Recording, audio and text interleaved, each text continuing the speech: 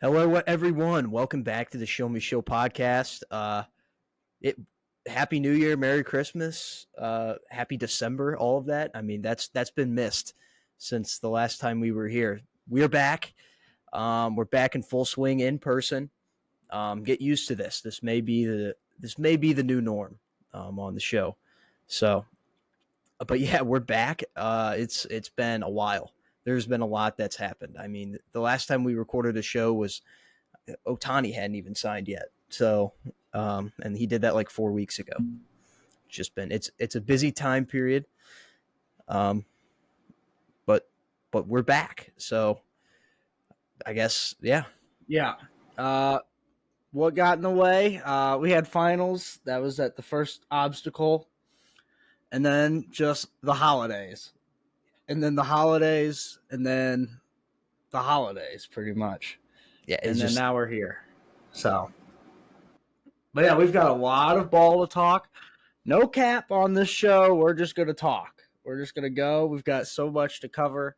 So yeah. Yeah. I mean, I think we try to keep it under 2 hours, but no promises. There's been a lot of stuff that, has got to be talked about. We got to also be really good at muting our mics this episode. I've caught myself once or twice already forgetting. So for the sake of the listeners, it's been a while since we've had an in-person episode. So we got to get reacclimated and, let's bring this new year in with a great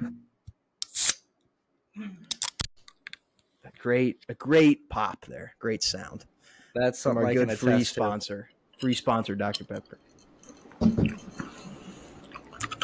All right. Cam, this is so I guess what do you want to lead off with here? We're in kind of prime football season. We were talking about this. There's been so much that we missed in the NFL. Like the last 3 weeks, I think, have all happened. The MVP favorite has emerged. There's been a couple like dark horse teams that have emerged, and a lot of the playoff scenarios are set for this final week of football. Yeah, we're set for a great final week of football. There's like a lot of stuff has been locked in starting pretty much last week and the week before that. But there are still a lot of clinching scenarios this week. There's some mumbo jumbo that could cause clinching scenarios, which is typical for this time of the year. But yeah, let's just talk about how we got here. I mean, there's a few teams that have emerged here at the end since we've been gone pretty much. Joe Flacco and the Browns, they have come into form basically because of Flacco. I mean, I think Joe Flacco has already passed Deshaun Watson in touchdown passes since he's become the Browns starting quarterback. He's one of the most consistent quarterbacks in Browns history, and he's been there for half a season. It's insane. And basically it's just they can keep him upright, and he doesn't really even have to move around that much. And because they have such a pretty good offensive line, even though so many of their guys have been hurt, they're able to keep him upright, and he's able to just pick up right where he left off and sling it. Last time we saw Joe Flacco was like with the Jets pretty much, and it was awful. But they couldn't keep him upright. Their receivers weren't very good, and their line sucked. This is a completely different story. I mean, Amari Cooper has been awesome. Some other guys have been great, and the defense is obviously very good, and he can kind of just do whatever he needs to do to help them win. So that's definitely one of the teams that's kind of popped out of nowhere. The Rams as well, another team that kind of just came back to life. They were at one point, I think, 3-7, and now I believe they are 8-7, or no, 9-7. 9-7, and they don't They're on even a 6-game winning streak. I believe so, yeah. Oh wow. Okay. And I think they're sitting Stafford too this week. Like they can't really do anything to help themselves this week. So that's it just came out of nowhere as well. I'm glad. They're a fun team to watch. I'm a huge Kyren Williams guy, so that's fun. Still not a big Rams fan, obviously, for what they did, but some other teams. The Steelers. That was fake. They've won 6 out of 7. 6 out. They did have a loss to the Ravens in there in overtime. Oh, so yeah, that's true. It's like that was a crazy game. That's probably the closest the Ravens have been played to as well in the past 2 months. It seems like. So Yeah, definitely. But I mean, we'll get to in the picks later. But yeah. the Rams this week against the Niners, watch out. Well, yeah, no Stafford, but and I think but I don't know if the 49ers are playing anybody either because they have everything locked up as well. Because before we get into the Steelers, the Eagles have had their fall from grace. They've been really bad ever since Big Dom got taken off the sidelines. Yeah, I think they're 1-4 since yeah, that's then. great. That really was the turning point of the season. Was just seeing sure they weren't playing dominating fashion in the first 11 weeks of the year. They were winning almost every game, but they were kind of just cruising in those games. As soon as Big Dom got kicked off and banned, I mean, they have just completely been a mess. They've just forgotten how to play football. They've forgotten how to coach. It's just been it has been a fall from grace. And I mean, it's looking like they're going to match up with the Bucks in wild card weekend. That's a game the Bucks can win right now. They're cooking, so. Which is crazy. So that's another team that they were also, I want to say, 4-7, and they're not they're winning in. They haven't clinched yet though. So I think we had that written down somewhere about talking about the. Oh yeah, that was in my stardom. Well, maybe we'll get to that a little bit later. But yes, another team that kind of just rattled off a lot of wins. Not against great teams. I think it's pretty easy to see on paper that the Buccaneers are not that great, but you play who you play, and you They can compete. win against who you win. So yeah. And then another team I wanted to bring up too, actually. First the Steelers, and then the Packers. We'll start with the Steelers. Since last time we were here, I think they had just started to play Mitch again. Disaster, gross, awful. I mean, he's so bad. The offense is so bad with him. Well, 2 weeks ago they decided to start Mason Rudolph, and he has had the best quarterback rating since being put in the game. So they've won their last two. They have some mumbo jumbo that they have to get through to get into the playoffs still. But basically, the Steelers have really emerged here at the end. And I was saying this just 3 weeks ago. Actually, for about 2 months, I think I've been saying this, Luke, right? Where they're going to be close to getting into the playoffs at the end of the year, but I don't want them in. I'm fine if they get in now. It's completely changed. Not entirely. Don't get me wrong. Unbelievable. Not entirely, but they've reeled me back in with how good the offense has been. I can't believe they're actually scoring 30 points a game now all of a sudden. Now, it's only been 2 games. So maybe it's just not a whole lot on tape for against Mason Rudolph. But the Steelers have a pretty not a bad path in because the Ravens, granted, they're going to be starting Tyler Huntley, who's not bad, by the way. He was a Pro Bowler. Pro Bowler last year, yeah. Technically, yeah. So not going to be completely easy. And Ravens, Steelers, the old saying, just toss out the record books no matter what. Toss out the rosters in that game. Pretty much. So no matter what, that's going to be tough. And the Ravens will want to keep us out as well. But Mike Tomlin probably going to finish 10-7. Pretty crazy. Maybe. But maybe, yeah. Like you said, toss out the record books, but could finish 10-7.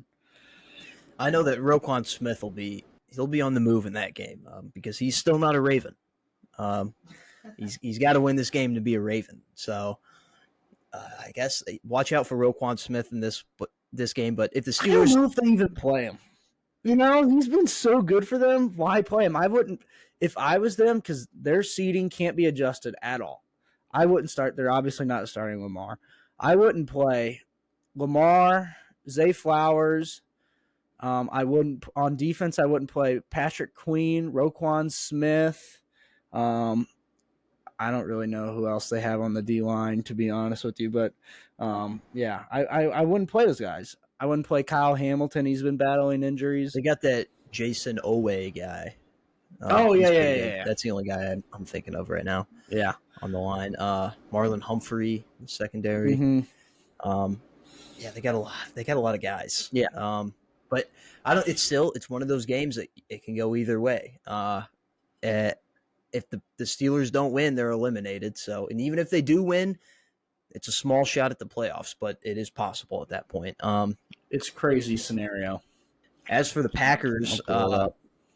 this has been an ultimate up and down season for the Packers. I mean, you can't get a good feel on this team at No, all right now. I'm riding high, obviously, but all we got to do is beat the Bears, and we're in the playoffs, which is a entirely similar scenario to last year with the Lions. it is. That It is, yeah. so. I mean, if you look at the two trajectories of both those teams, like last year's Lions, this year's Bears, they both were ass. That's the best way to describe it. The first 8 weeks of the year, 8, 9 weeks, and then all of a sudden, mid-season, there's starting like some talk about the coach. Is the coach going to get fired? Maybe. And all of a sudden, they just turn it around. They start playing good teams well. They start dominating the bad teams, and then when it comes to it, week 17, second to last week of the year, they still have something to play for. They get the win, but then through no fault of their own, before their week 18 game, they get eliminated from the playoffs, and their one game that they have remaining is against division rival Packers, and all the Packers got to do is win at home to get into the playoffs against their division rival, who they've dominated for the last however many games. And you can't tell me the Bears players aren't going to get up for that game. Justin Fields has been hearing it. I mean, he's never beaten the Packers. He's been hearing it. They got nothing to play for other than the fact to keep the Packers out of the playoffs, and I honestly think that's good enough motivation for them. So, Yeah, and like you said, they've been playing much better. So I can't wait for that. There's so many good games that we'll get to, like in terms of scenarios that really matter. But you were just talking about how the Steelers could get him with the loss. I have it pulled up because I had it saved so that we could talk about it on the show real quick. So the 9 seed Steelers could get into the playoffs in week 18 with a loss. Here's how. Steelers lose at the Ravens. The Jaguars lose at the Titans. The Broncos win at the Raiders. And the Texans Colts doesn't end in a tie. This would create a 4-way tie for the 7 seed. Steelers, Jaguars, Broncos, and the loser of Indianapolis, Houston, all at 9-8. And strength of victory becomes the tiebreaker. And in this scenario, the Steelers have advantage over all other 9-8 teams, so they would get in. They could also get in. I don't know if we said this. I think the most Mike Tomlin way to get into the playoffs. Yeah, just 9-8 and strength of victory. That's Mike Tomlin's thing. Strength of victory. I think they can get in. They have to win. They just have to win, and they need a loss from the Jaguars or Bills or. There's one other one, but I can't remember what it is. I thought there was a third, but no.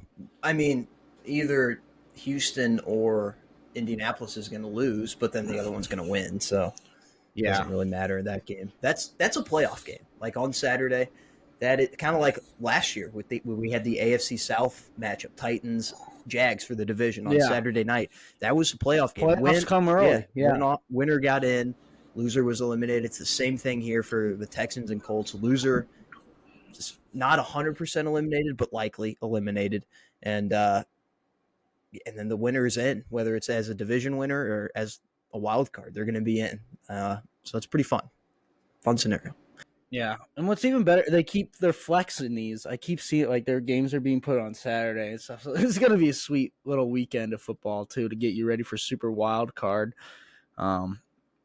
Yeah, I'm trying to think. We kind of missed the Bears, but we just covered them. In terms of teams that are just playing good here at the end. Cardinals, yeah, they just my unders in fighting, in jeopardy. The goddamn Saints all of a sudden are like they're pulling strings here at the end to make it a 3-way tie. They won one game. They played really bad in the 2 weeks before. I think they're 2 of their last 3, aren't they? I don't think so. Remember that Thursday night game where the Rams just like embarrassed them? Yeah. Yeah. What was the game before that? I feel like they got embarrassed in that too.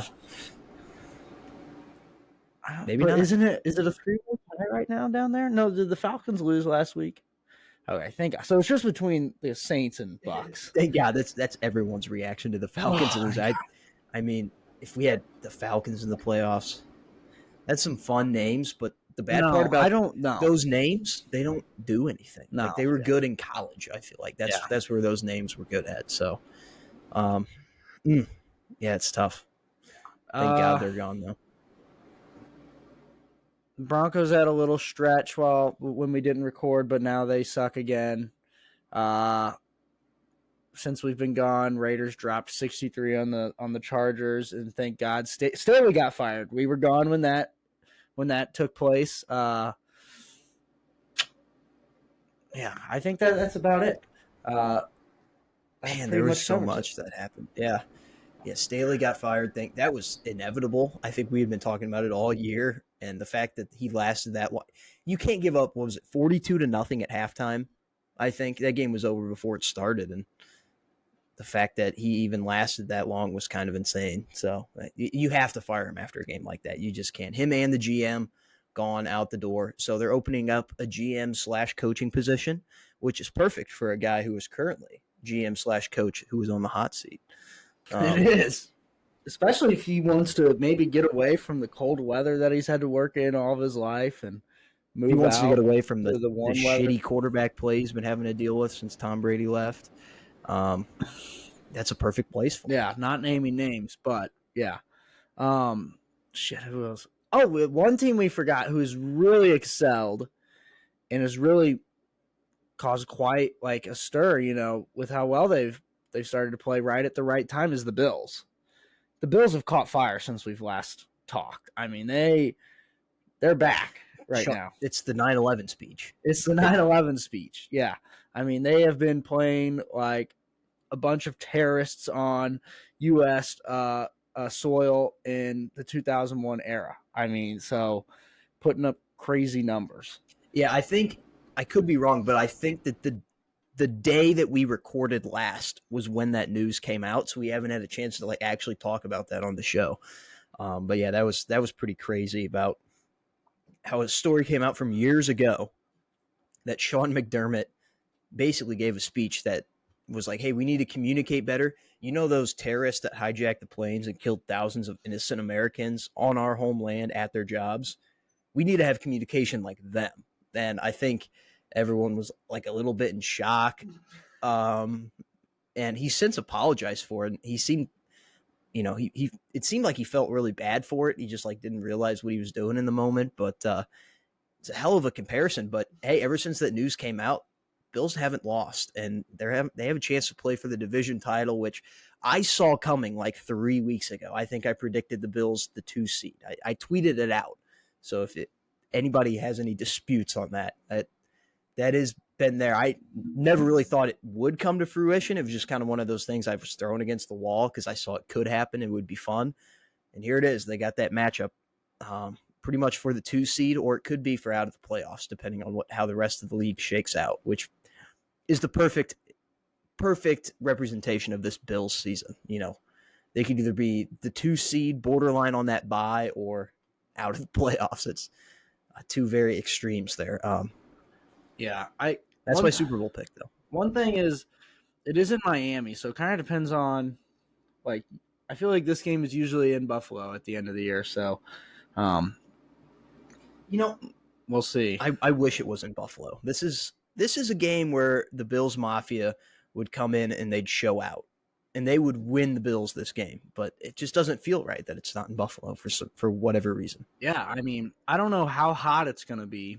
I'm guessing that this is Sunday Night Football, I believe, so at least the sun will be down for the Bills. But I wonder how hot it's going to be. Not that should affect them too much, but Miami's used to it. Bills aren't. Also, Sean McDermott pulled out all the stops for this week. I mean, he burnt down Tyreek Hill's house. So, I mean, they're true. in their head. I forgot about that. They're in their head. He probably used a. I can't. I was going to make a 9/11. If we're going to go there, we might as well, because I saw a tweet earlier today. It was a picture of Sean McDermott's face on Osama bin Laden just quote tweeted over the video of Tyreek Hill's house burning down. So, yeah, they're pulling out all the stops, and you kind of have to because, like we said, this is a playoff game for them. So, yeah, it is. That's for sure. And this is the game to not play the Chiefs. Like, even if the Bills lose and get into the playoffs, they got to play the Chiefs first round. And Chiefs have had their fair share of ups and downs, but they're still the Chiefs at the end of the day. You don't want to play them. So, that's about all I got. Bills, Dolphins. yeah. Chiefs they've had their fiascos the last few weeks with their receivers, but that's kind of been going on all year. Yeah. One game from last week that was kind of a shocker. Obviously, the Eagles lost to the Cardinals. Great game by the Cardinals. But the Ravens. Revenge game. That was a revenge game for Mr. Gannon. Yeah, it was. So, but the Ravens also dismantled the Dolphins, and I think Luke started with that at the very beginning. He's like, our MVP has emerged. It's going to be Lamar. He earned it, actually, down the stretch. So they also dismantled the 49ers. So, yeah, on Christmas. That was actually a really good game in the first half, and then after that, it was just like all Ravens. Mm-hmm. I don't know what happened after that. It was kind of like the Super Bowl from a few years ago. Like right out of halftime, it was just all Ravens after that. So, the Niners still look good, though. Ravens look very, very, very good right now. And then are we saving picks for end of the show, or are we doing them now? We're doing them now. Okay. But before we get to that, let's do stardom, sit 'em, sleeper. You're up first. My stardom, we were going to allude to this earlier, is both the AFC and NFC South. Because although I didn't realize that the Falcons lost, but pretty much all of them are in the hunt, especially in the AFC South. There's 3 of the 4 teams are alive in the AFC South, and the NFC South, I thought it was 3 of the 4 as well, but it's only 2 of the 4. But still, both divisions kind of suck ass, but they have so many teams alive in it. It's just weird. So I'm starting them. 2 teams got to clinch. I sit him as Lamar Jackson because he's not playing this week. So just check that off your box. And then my sleeper is Mason Rudolph. I would start him as well. A sleeper pick because the Ravens should be sitting some guys, and Mason Rudolph is hot, which is, who would have thought you'd ever say that? I don't know if I've ever said that sentence in my entire life. No, maybe back in his Oklahoma State. That's it. When you were talking about the Steelers earlier, and you brought up Mason Rudolph just emerging, it's a good thing that we didn't record the week that he was announced the starter, because we would have just dogged him, and it would have been completely wrong.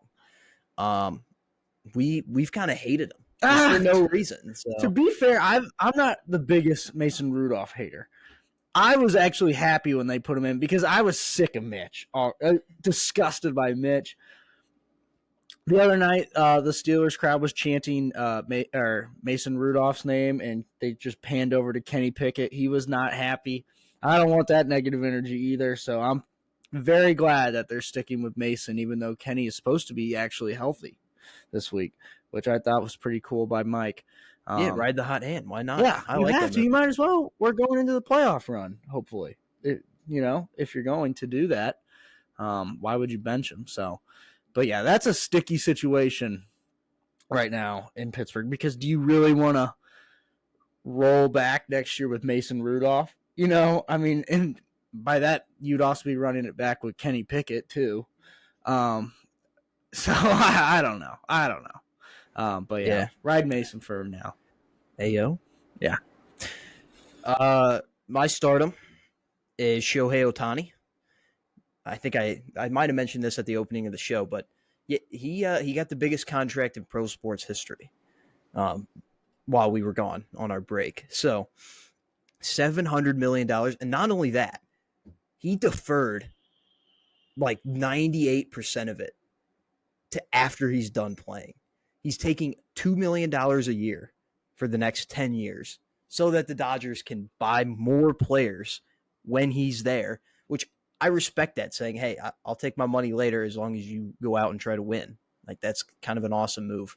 But at the same time, it's just one of the wildest contracts ever. 700 million, but 680 he's not going to get till the contract's over.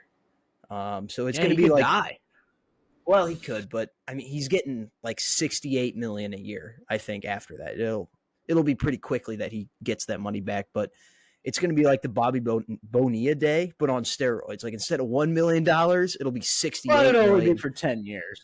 Yeah, but instead of But 1 still. million, $68 million.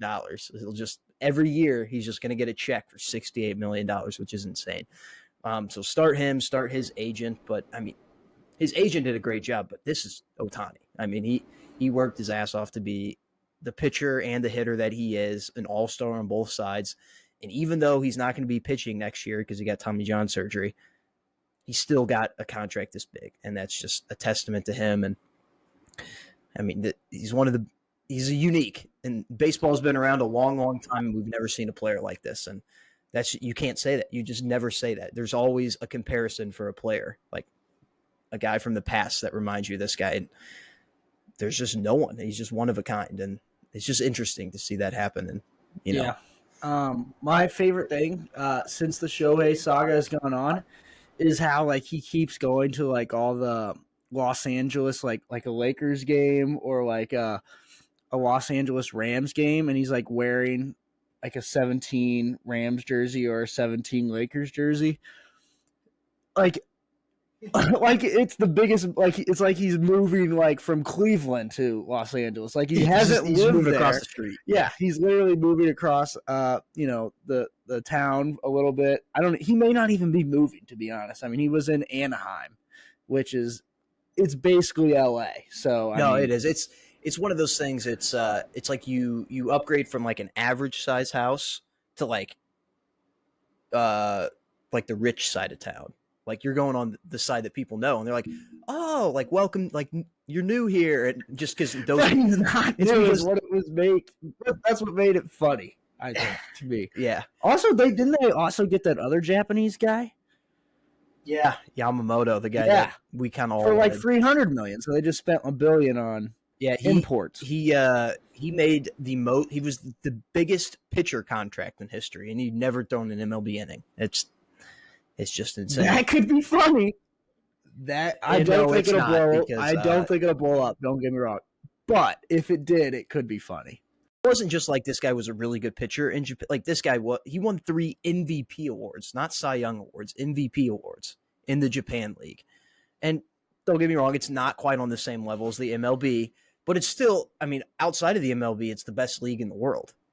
And so the fact that he won that 3 times before the age of 25 just shows how good he's going to be. And, he might not be as dominant because these are better hitters than what he's seeing in Japan, but he's still going to be a damn good pitcher. So, yeah, I hope he is.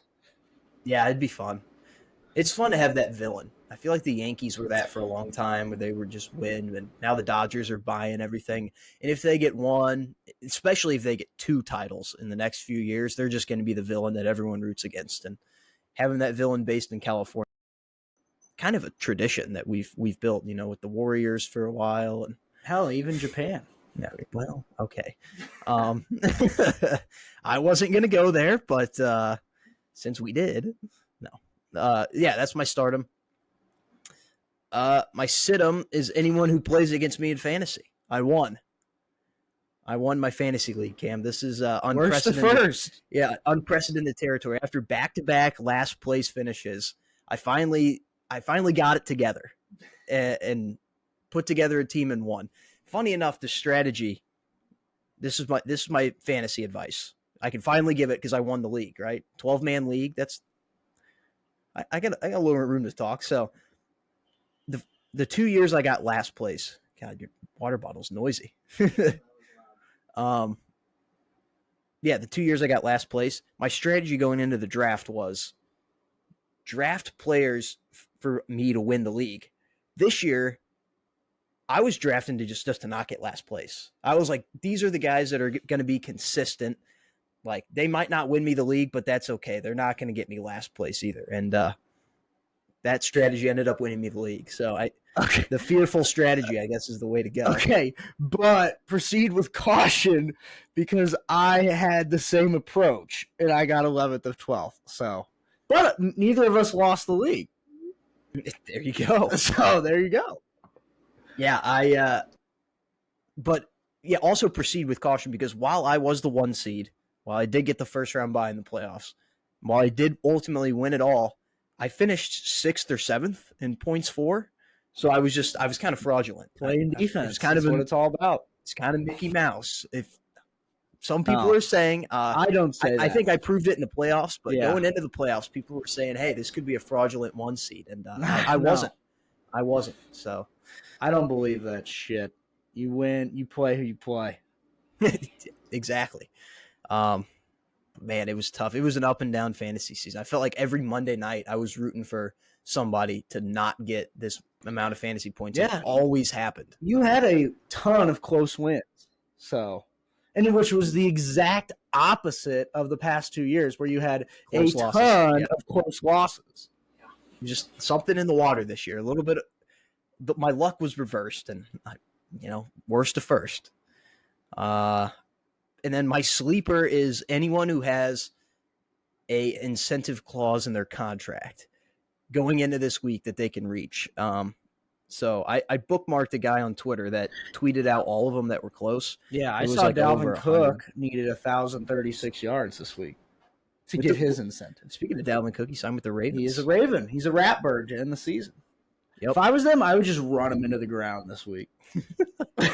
Yeah, I think that would be kind of funny. Like, just give all of your remaining running backs. They don't have that many, by the way. Most of them die pretty quickly. If you're a Raven, just run Dalvin Cook into the ground for no reason.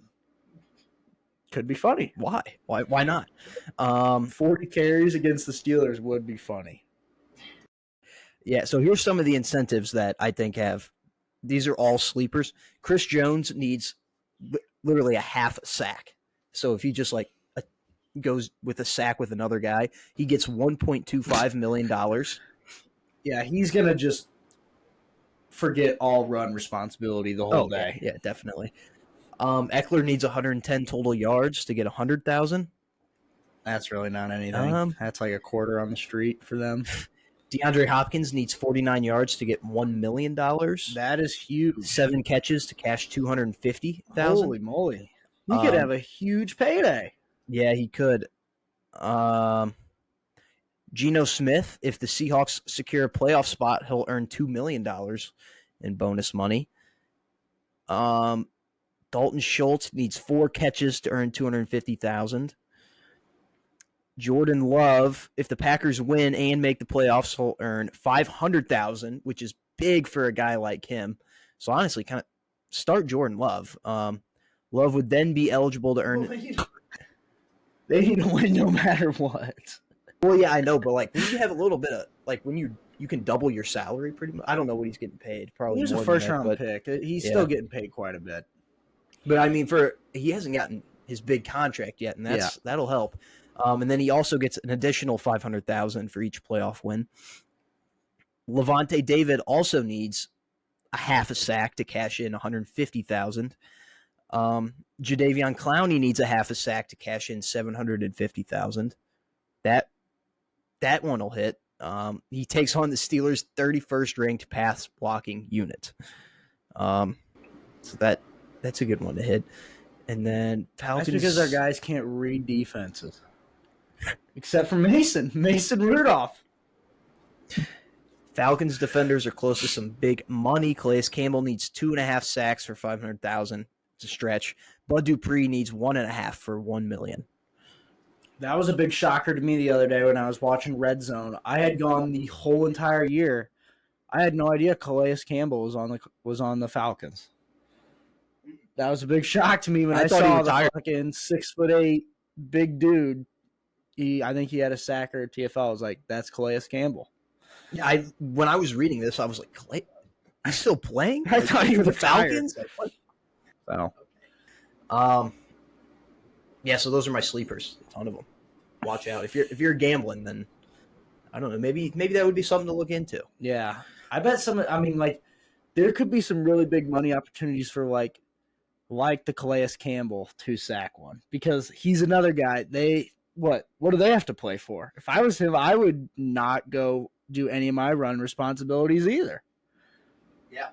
So, yeah. All right. You want to get into picks here? yeah. Wrap up the NFL segment. I believe it's my week, but I know the first week that we missed after the podcast, we did put out picks. And we did track the picks, but the last 2 weeks have been very just kind of. There's only been one pick. It did hit. Yeah. But there was only one pick. And it was. I was at home. It was the holidays. Of course. I saw the Browns' sweet jerseys, and I was like, that's Browns. And they beat the shit out of the Jets, I think. So. Yeah. So that was our only pick. So the last 2 weeks, we've just forfeited.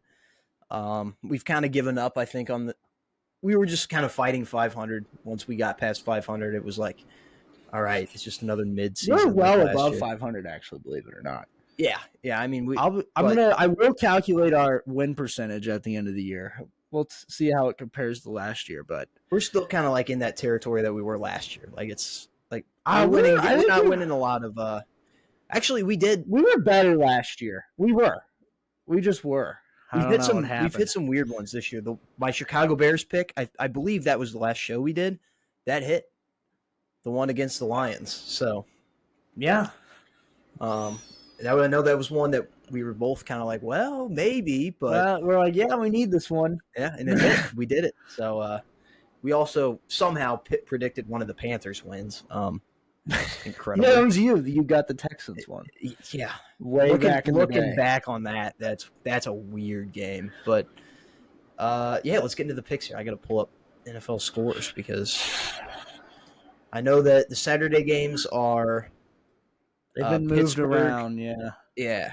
So the first game, 3:30 on Saturday, Steelers Ravens. Steelers won the game earlier. They need this. Obviously more than the Ravens do. It's in Baltimore. I feel like the Ravens might come out with some juice. Mason Rudolph, his juice might leave his system. I'm going to pick Baltimore. Pro Bowler Tyler Huntley. All right. I'll tell you this. I got two of them things in my back pocket. I know. Colts Texans. This is a game. This got me thinking. I've been thinking about this one a long time because this is in Indianapolis, right?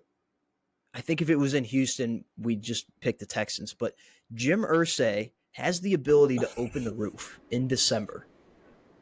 Usually that's a good sign when he opens the roof, but not December, January. This is cold weather season. You kind of want to keep that roof closed, let the ball fly around. I'd keep it closed. I really don't know what to do here. I mean, the roof could be a big factor. I think Stroud is playing, but in my opinion, this game is the battle of Coach of the Year. I think whoever wins this game, their coach is going to win Coach of the Year because both of those guys are kind of battling for it right now, and this is kind of like the game to see who. That's a good take, yeah. Who gets into the playoffs? I think the winner of this will also. Because it's hard to win Coach of the Year if you don't make the playoffs. So, for that reason, I'm going DeMeco Ryans. I've been very impressed with him this year, and I think he gets the job done here on the road in Indy, going against the backup quarterback. I think it'll be a fantastic game. Gardner's pretty much a starter though at this point. I mean, he's played the whole season, pretty much. Yeah, he's still a backup. Also, I'll say this: I think I'd rather see the Colts in the playoffs if I'm an opposing team than the Texans. And I like this pick that you just made because it kind of just feels like CJ Stroud, like this is the start. Like obviously the whole season has been, but this is like the start of like his storybook Hall of Fame-ish career, like he made the playoffs with the freaking Texans in his rookie year, and you just didn't want to play him because he can just be deadly accurate, at all times. So I agree. I like this pick, and I wouldn't want to play the Texans really just because they're eligible to kind of just go nuclear with CJ Stroud. With that being said, they don't have Tank Dell or anything like that though, but which hurts. But yeah, I like that pick. Yeah, that's one of the best games. I'm glad that's on Saturday night. I don't know what your order is, but my order says the next game up is Jags Titans. Um, I want to pick the Jags because it means more for them. If they win this game, they clinch the division. But I don't know. This is a Mike Vrabel game. This is he wants to stick it to him for last year. Obviously, Jags knocked the Titans out of the division and the playoffs in that final game of the year last year. It's in Tennessee. Don't really know what the future is looking like there. Quarterback, well, quarterback It is looks wise. like Levis. It looks like Levis, but like Is he playing though? I team don't know. wise, we don't know what's happening with Ryan Tannehill. We don't know where Vrabel, if he's going to stay, if he's going to retire, go somewhere else. I feel like this is kind of like the final game for Vrabel to just kind of channel his inner Belichick and just beat the Jags. Could be a Derrick Henry swan song too. Yeah, that's Not, I true. don't think he'll retire, but it could be a Titan swan song. You know, he Yeah, might try and go somewhere like, he could try and go somewhere like the Chiefs, Eagles, 49, a contender next year. He won't get the same workload or whatever, and he's going to try and get a ring. But so it could be his Nashville, his last goodbye too. Oh yeah, and I mean the one team he did always do good against the Texans, but he also just dominated the Jaguars, and this is his last chance to do it in those Titans colors against that division rival that he hated so much. So it's a risky pick because it's only going to hurt the Titans really in the future, like draft wise. But I think that the vibes are telling me Tennessee in this one, so I'm picking that. Next up, Lions, Vikings. Vikings aren't officially eliminated yet, but they need so much to go their way. I don't know who they're throwing at QB. They've had so much just Put Nick Mullins it's in just this week, been I think. it's just been a mess since Kirk Although, Cousins got also, hurt. I think they had been eliminated last week. I think the Nope, Packers nope. eliminated them. I mean, pretty much. There's a way for them to get in. It's like if the Saints lose, the Packers lose, the Seahawks lose, and maybe if like the Falcons win or something like that. And they win. And they win. Yeah, they have the tiebreaker. There's somehow that they can get in, but it's so like small. I did see it on my Twitter the other day with delusional Vikings fans. But I don't think it really. I mean, their QB situation has been a mess. I think just the fact that they're even not eliminated going into the final week of the year is a win for them after how they started and what happened to Kirk Cousins. That's another thing. I think Kirk might come back. I'm starting to To think. Minnesota. Yeah, Oh, I think that's probably the favorite. I think Why so would he too. leave? I like at first I thought maybe he's going to try and go somewhere that's in a better position, but with him at quarterback, I think you're kind of he's gotten so much better. It's like with him at quarterback, you're always kind of in a good position a little bit. So, because I was kind of hoping that he would hit the market and maybe the Steelers would try to make a play for him, but because he's like the perfect kind of Steeler or a quarterback, immobile, but great, Big Yeah, Ben. I kind So of thought he might go to the Falcons, but I don't. Something about Kirk. I feel like he might just take a 2-3 year deal, stay in Minnesota, keep his family where they are, keep playing ball for the team that he's been playing ball for the last few years, and 2-3 years, he's going to be really old, and then they can probably move on from him after that and see if his play has fallen off at all or not. But yeah, I'd say he's definitely favored to go back to Minnesota, but regardless, this game is in Detroit. They gotta get some juju going into the playoffs. Kind of shake off that game from last week with the weird Brad Allen screw up at the end of the game. They should have won. They should have won that game. Um, but I feel like they have to shake that off in a way by winning here against the division rival, and just go in with a little bit of a hot streak into the playoffs. And so I got Detroit in this one. feel like they might not bench their starters either. I feel like they might go out there and, at least for the first half, like take care of business. And I then, think this could be a really disgusting blowout. The Vikings are starting Nick Mullins. Now, don't get me wrong. Nick Mullins is a gunslinger. Like, he is like a true, just like put him in, see what can happen. He'll throw like 3 or 4 touchdowns and 3 or 4 interceptions too. Like that kind of game. And I think that's why they need to go back to him, because if you do that against the Packers last week, you're somewhat in the game. Those 3, 4 touchdowns, whatever. I don't think the Lions are going to let this guy breathe, and I think they're going to blow him out just out of pure anger, and they're going to ride that into the playoffs. So I agree with you. And another note about this game: Teddy Bridgewater's announced he's retiring at the end of the year. If the Lions, like you said, if they do get out to that blowout-like scenario, they're going to pull their starters, and Teddy Bridgewater could get one last hoorah against the Vikings in his final game. So that would be kind of cool. They have Hendon Hooker, though, too, don't they? I think so.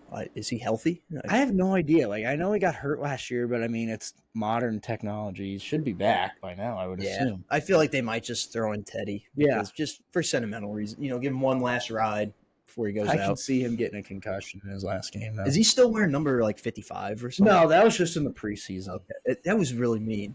You could see him getting a concussion. Yeah. That's in his last game. I don't want to see that. I don't be either. so sad. But Luke, I'm just a realist. I can see that. Just like Anthony Barr just coming over, sign in for one game to just take him out. Yeah, the Lions, Saints, Falcons. This game does technically matter because the Saints have to win or they're eliminated. Which in that case, I'm gonna pick the Falcons because I just don't trust the Saints to win or lose, and so whatever they're supposed to do, I'm just gonna go against it. I feel like Arthur Smith may be coaching for his job just a little bit, and if he loses this game, it's like 100% he's gone. They should fire him anyway. I think they will. I like him as a guy. I don't know what he's doing. Nice guy. But, I don't know what he's get doing. You so far. I just don't get it. All the shit he does and doesn't do, if that makes sense. So I think everybody that watches the NFL is like nodding their head. Like, it just doesn't make sense. We need him gone. Yeah, he's bad for the game of football. Jets, Patriots, once again, don't care. But Bill Belichick, this is one of those weird scenarios. He always beats the Jets, right? He just loves beating the Jets. This is one of those rare scenarios where if you lose the game to the Jets, it's actually kind of beating them because it helps your chances to get Caleb Williams, which obviously that's what they need right now. And it also lowers the Jets pick to, maybe some of those offensive linemen are gone by the time that they're up on the board. So Mr. Alt, that is. Yeah, so there's a ton of them. There's another one, yeah. There's like 3 or 4 really good first, like they're going to go in the top 15. Guy from Arizona in there. There's some really like second, third, fourth round linemen too that this year, like it's a little bit more lineman heavy. I think this year that could be fake, but I feel like it is because this is just weird draft talk. But I think right now Mel Kiper only has like it may be 16 now, like 15 or 16 first round grades. That's all he's given out. So like not even close to a full first round worthy of first round picks. So which is kind of crazy.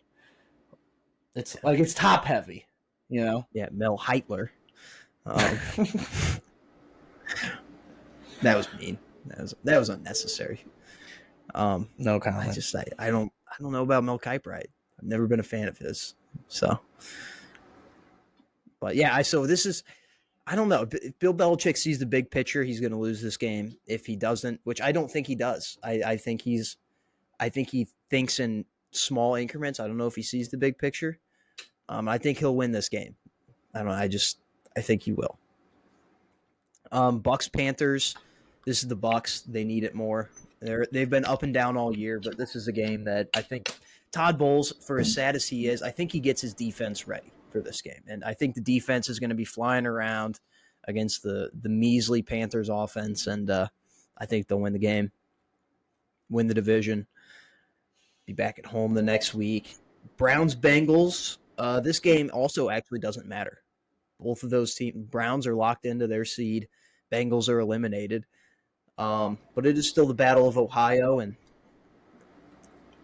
I don't know. I think it might be it matters. I think it might be Bengals because I'm trying to think. They're not going to play Joe Flacco. They're going to let him rest. I think DTR is out. Like, is PJ Walker still alive? Maybe, or they could go with their 5th starting quarterback of the year. Really, just make things. I don't know who it would be. They might like a fan. I don't know. I don't know. Blake Bortles. Yeah, I think they would have to pull like somebody up. Colin Kaepernick's out there. I don't know. Let's see. I'm curious because like if they start Jake Brown, like they're gonna have Jake Browning. I would imagine the Browns are like, all right, we've got a good little playoff thing. Where's Cody Kessler? Get Cody Kessler in there. There you go. Yeah. Who are the Browns? Colin Kaepernick. Yeah. There's a lot of names out there that you could sign. Free agent market for quarterbacks. There we go. Jeff Driscoll. There we go. Jeff Driscoll would be the 5th starting quarterback for the Browns this season. I believe Brett Ripien is a free agent as well. They're going with Driscoll. Oh, that's official. Yeah, they're officially going with Driscoll. Really? So another SEC quarterback. Give me Browning. Give me Jake Browning in this one. Driscoll could be fun. He'll run the read option. One thing about Jeff Driscoll, Luke, is he'll run his face into a linebacker's chest. So, wow, 5th starting quarterback, and they're going to make the playoffs. That's awesome. Shout out to that defense and Kevin Stefanski and Joe Flacco. Yeah. Next game, Seahawks Cardinals. The game doesn't really matter. Seahawks have to win. Speaking of Arizona, I believe the game's on 8:30. So we don't have to watch the Wichita State game. Oh my God. Yeah, it's hockey still going on. Yeah, we may have to do a follow-up on that, but yeah, no, hold on. Maybe we'll do a hockey segment after we get done with this. Just for the sake of the game, but Seahawks Cardinals. I got the Seahawks in this one. I just read off the incentives. Geno Smith, they make the playoffs. He's getting a $2 million bonus. He's going to be out there slinging it around. I feel like the Cardinals they got their big win last week. I don't know. I think the Cardinals are just like, let's just wreck some shit. Yeah, I mean, I hope that happens because that would make. I mean, all we need then is for the Saints to lose, and the Packers are in no matter what at that point. So, but I got the Seahawks. I got to take them just for good juju for the Packers. I got to take the Seahawks in this one. Speaking of the Packers, they're up next. Bears-Packers. I'm going to take the Packers, but I would be lying to you if I said this game did not scare the shit out of me. The stuff that's been going on, Aaron Rodgers was a little mean this week on the Pat McAfee show. He said, is it really a rivalry if they can't beat us? Like, he's not us. He's not a part of the us anymore. I'm sorry. He's a great Packer. Whenever he retires, love to have him back. I still have his jersey as a Packer. I still wear it frequently. He can't be saying that. Like, he's not us, and he's not a part of Green Bay, right? He's in New York. He's a Jet. And that bothered me that he said they can't beat us. Like, who? What? Who are you talking? This is Jordan Love's team now, man. But because he said that, he's given the Bears a little bit of extra bulletin board material, if you will. I don't think it matters. That they're like, oh, Aaron Rodgers doesn't think that we can beat the Packers. Let's go out and beat them. I actually think that Aaron Rodgers chiming in is worse for the Bears because he owns them. You're saying because he cares, him saying that, saying us, makes them think that he's still around. Somehow, in some form or fashion, they're like, oh, Aaron Rodgers is still around, and all of a sudden they get scared. Is that what you're I think saying? they're just like, fuck, Aaron Rodgers owns us. He literally beats the shit out of us every single time. He literally lives to shit down our throat every single time we play him. And I think that has a wear and tear. Like it's just like a thing. Like they can't beat the Packers. I think it might be like while Aaron Rodgers is alive in the NFL, it could be if he's saying shit like that, then you might just mail it in if you're the Bears. I hope so. But it does scare me a little bit because it is like that situation with the Lions last year. Nothing to play for, but they're gonna fight. Yeah, if it happens for a second year in a row, like the same way, like as same thing that happened last year with the Lions. Matt, what's Matt? He's a wimp. I'll say that he's a wimp of a head coach, but he does know ball. Like he is a smart guy. Except that one time he tried to field goal the Buccaneers. Yeah, that's the only thing. He was trying to kick 3 field goals. We've established that, but 9 would have won the game. So we get that now. Yeah, he's not going to get fired. He's not on the hot seat. If we do lose this game next year, I think there's a possibility he could be, but Joe Barry's gone no matter what after the year. Thank God. Get that fella out of here. But if you've watched the Packers all year like I have, or followed them at least, you know that as soon as you get up high, you get down low. And as soon as you get down low, you get back up high. It's been like that all year, and last week was definitely a high. And it's just impending, that low that's soon to come. Either this week or the week after in the playoffs, it's going to be the end. And it'll happen very abruptly and very disgustingly, and I'm scared it's going to happen this game. But in the back of my mind, I do know that the Packers always beat the Bears. So it's like it's going to happen again. But I have some fear, but I'm still going to pick the Packers. Cowboys, Commanders.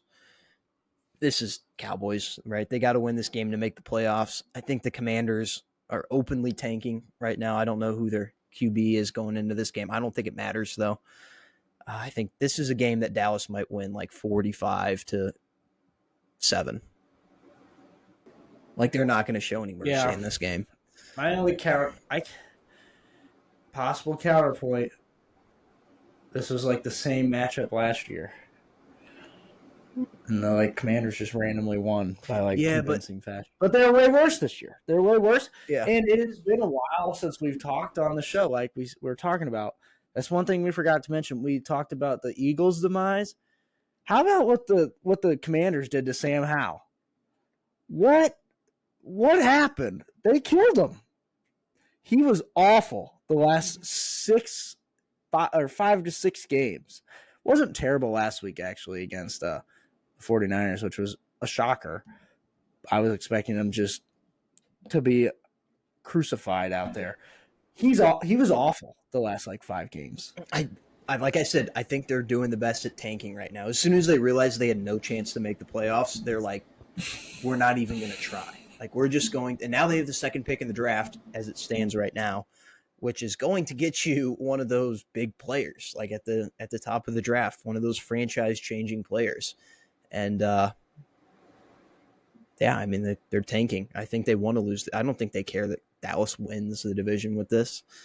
Also, they can't take Drake May. They can't. That would be funny. They can't do that. I don't think they can do that. Like Sam Howell always started over Drake May.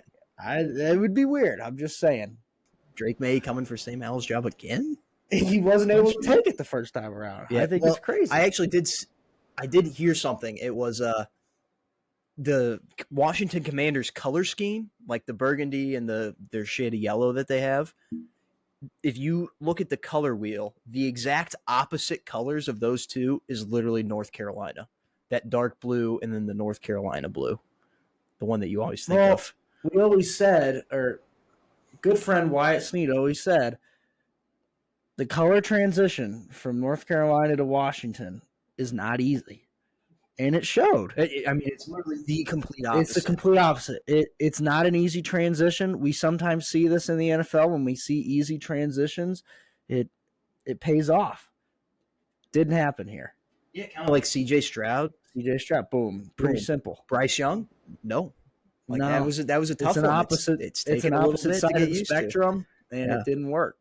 There were some really good ones I can't remember that like it makes sense that it worked. It made sense Puka that it didn't. Nakua, Yeah, BYU that would to make the sense. Rams. Same color of the quarterback, like the jersey that's throwing you the ball. Mm-hmm. Yeah. Jamar Chase, or not Jamar Chase. Well, kinda. Nah. He went from a tiger on his in the name to a Bengal on his helmet. But I was thinking more Justin Jefferson. He went from like the purple and white to the purple, purple and white and yellow, and yellow. Yeah, no, that makes sense. We may be onto something here with this draft analysis, but yeah, I mean that the North Carolina blue is the exact opposite. So if they draft Drake May, it's just going to be the same thing over again. They kind of have to try and hope that they get Caleb Williams because that's a pretty fair color. They would have to do a trade with the Bears, I think, to make that happen. I think either the Bears are taking them or whoever trades with the Bears are taking them. Yeah, okay. So this is another thing that I didn't know if we were ever going to get to in this show, but I was talking about this the other day. I think, and it's unfortunate for Bears fans, it is. It's a tough scene.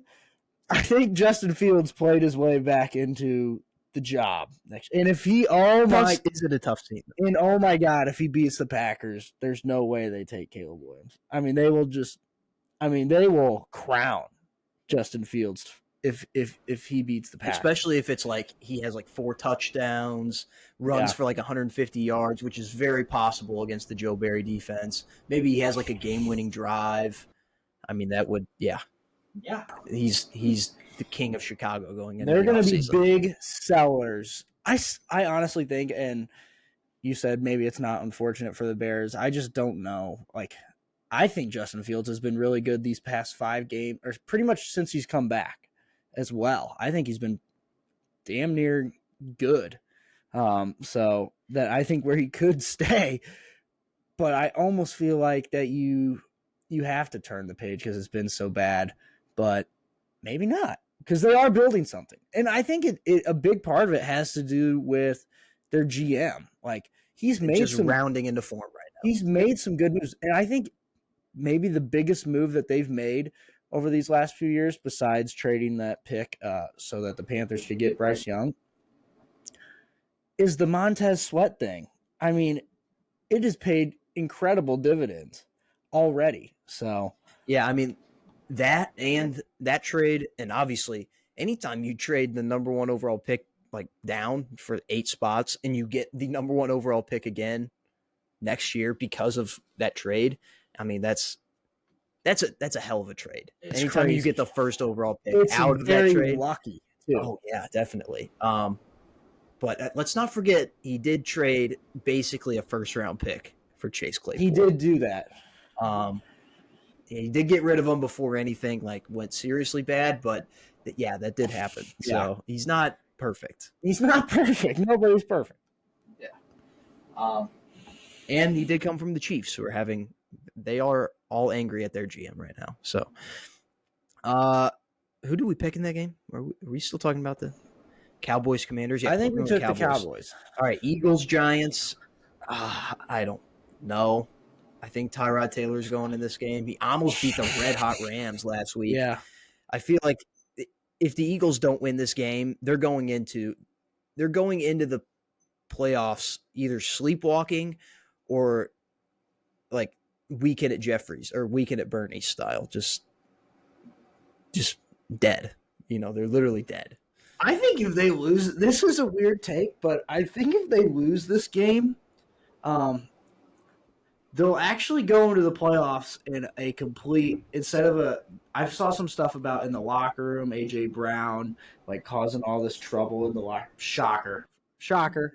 But I think if they lose this game somehow, they could go to the playoffs just in a complete fuck it mindset. which could erase some things. Or they could have guys play selfish ball at that point, and it just completely destroys the team It could for the future. And that's probably a higher chance. But could you imagine if they just get destroyed? They pull the starters early, and then they'd probably have to go to Tampa, and it's just like, well, what the hell do we have to play for? We're into the underdogs now. Actually, in fact, they're already the underdogs. That line right now is -1 Buccaneers. That would probably be if they lose to the frickin' Giants this week, whether it's Saints or Bucks. I think the line would probably be close to 5, close to a touchdown. I don't see it being any more than 3. Lose to the Giants. I don't know. I know, but the Giants, their defense hasn't been playing bad. And Tyrod Taylor, he has a little bit of magic to him. It's in New York. Those fans are going to be out. I'm picking the Giants in this one. I don't think the Eagles really care about this game. I mean, obviously, if you win it, at least you have something that you're going into the playoffs with. But if you lose it, you're a dead fish. Broncos, Raiders. This is another game that does not matter. Both of these teams are eliminated, I think, from the playoffs. And in that case, I'm picking the Raiders, I think. Yeah, even though I said I wouldn't pick a Raiders game all year, I'm picking the one that doesn't matter for them. That's like not picking it, really. Yeah, because that's like the Raiders thing to do. I don't think the Broncos care about this game. They benched Russ. We didn't talk about the Russ thing at all, but it's in Vegas. It's going to be in the big black dot in the middle of the desert. The Death Star. Yeah, exactly. I'm picking the Raiders. And then Rams, Niners. Actually, we'll do Chiefs, Chargers first because this game doesn't matter. This is Blaine Gabbert versus Easton Stick. Mahomes is sitting. Chiefs have locked in their seed. They're the 3 seed. So I don't blame them. I'm going Chiefs. Yeah. This is like a weird Chad Henne-like performance from Blaine Gabbert. Yeah, I feel like he's going to do I don't know, but the receivers are so bad. I feel like the defense might just get up for this one. And as bad as the Chargers defense is, I feel like Blaine can do enough. I see like the final score of this one being like 14-3. This is an under game. I don't know what the over-under line on it is. I'd take the under seriously because, I mean, I don't know. I feel like Steve Spagnuolo is going to just draw up something. He's going to have some fun this week. There is like some really important stuff that's going to happen this week. NFL Red Zone on Sunday. There is going to be, I'm not going to call them just flat out stinkers. There's going to be like just some fuck shit. Like it's just going to not matter. And you're going to see like some weird touchdowns. Like probably a couple defensive touchdowns and like just weird offensive touch. I don't know. It's just going to be weird. It'll be a good finale. I just feel like the Chiefs are going to be humming in this game. So the defense anyway. That's why I'm picking the Chiefs. And then Rams, Niners. This is a weird game. Both of these teams have clinched their spot. The Rams could be the 6 or 7 seed, but I don't think they really care which one. Doesn't matter. Niners are the 1 seed. Here's the thing. Kyle Shanahan owns Sean McVay. I think the only time he's lost to him was in the championship game a few years ago to go to the Super Bowl. That's the only time he's ever lost to McVay. Give me the Niners. This is one of those things that you just have to take what history has shown you. You just have to take it. This is the Sam Darnold game. Yeah. But this is also who the hell does he have to with like what? It doesn't matter. Think about what he did with the Panthers last year. He had a little bit of magic to the Panthers. That's honestly, I thought that the Panthers' magic was revolving around like somebody else, like the defense or something. Turns out that Panthers' magic may have been Sam Darnold's doing. This is a game I could see Sam Darnold just being awesome, and then fans are going into the playoffs being like, should they start Sam Darnold? You know? I could see here's my take for this game. I think Carson Wentz is going to play so bad that they're going to put in Stetson Bennett. This is a Carson Wentz game? It's a Carson Wentz game. Let's go. So I did not know that. Oh, my God. The real showdown, Sam Darnold, Carson Wentz. But yeah, I think Carson Wentz is going to do so bad that they're going to give Stetson Bennett a shot about halfway through the third quarter. So He'll probably be drunk during the game. He'll like come in, he'll be wobbly. He won't know where he is. don't blame him. The game doesn't matter. Exactly.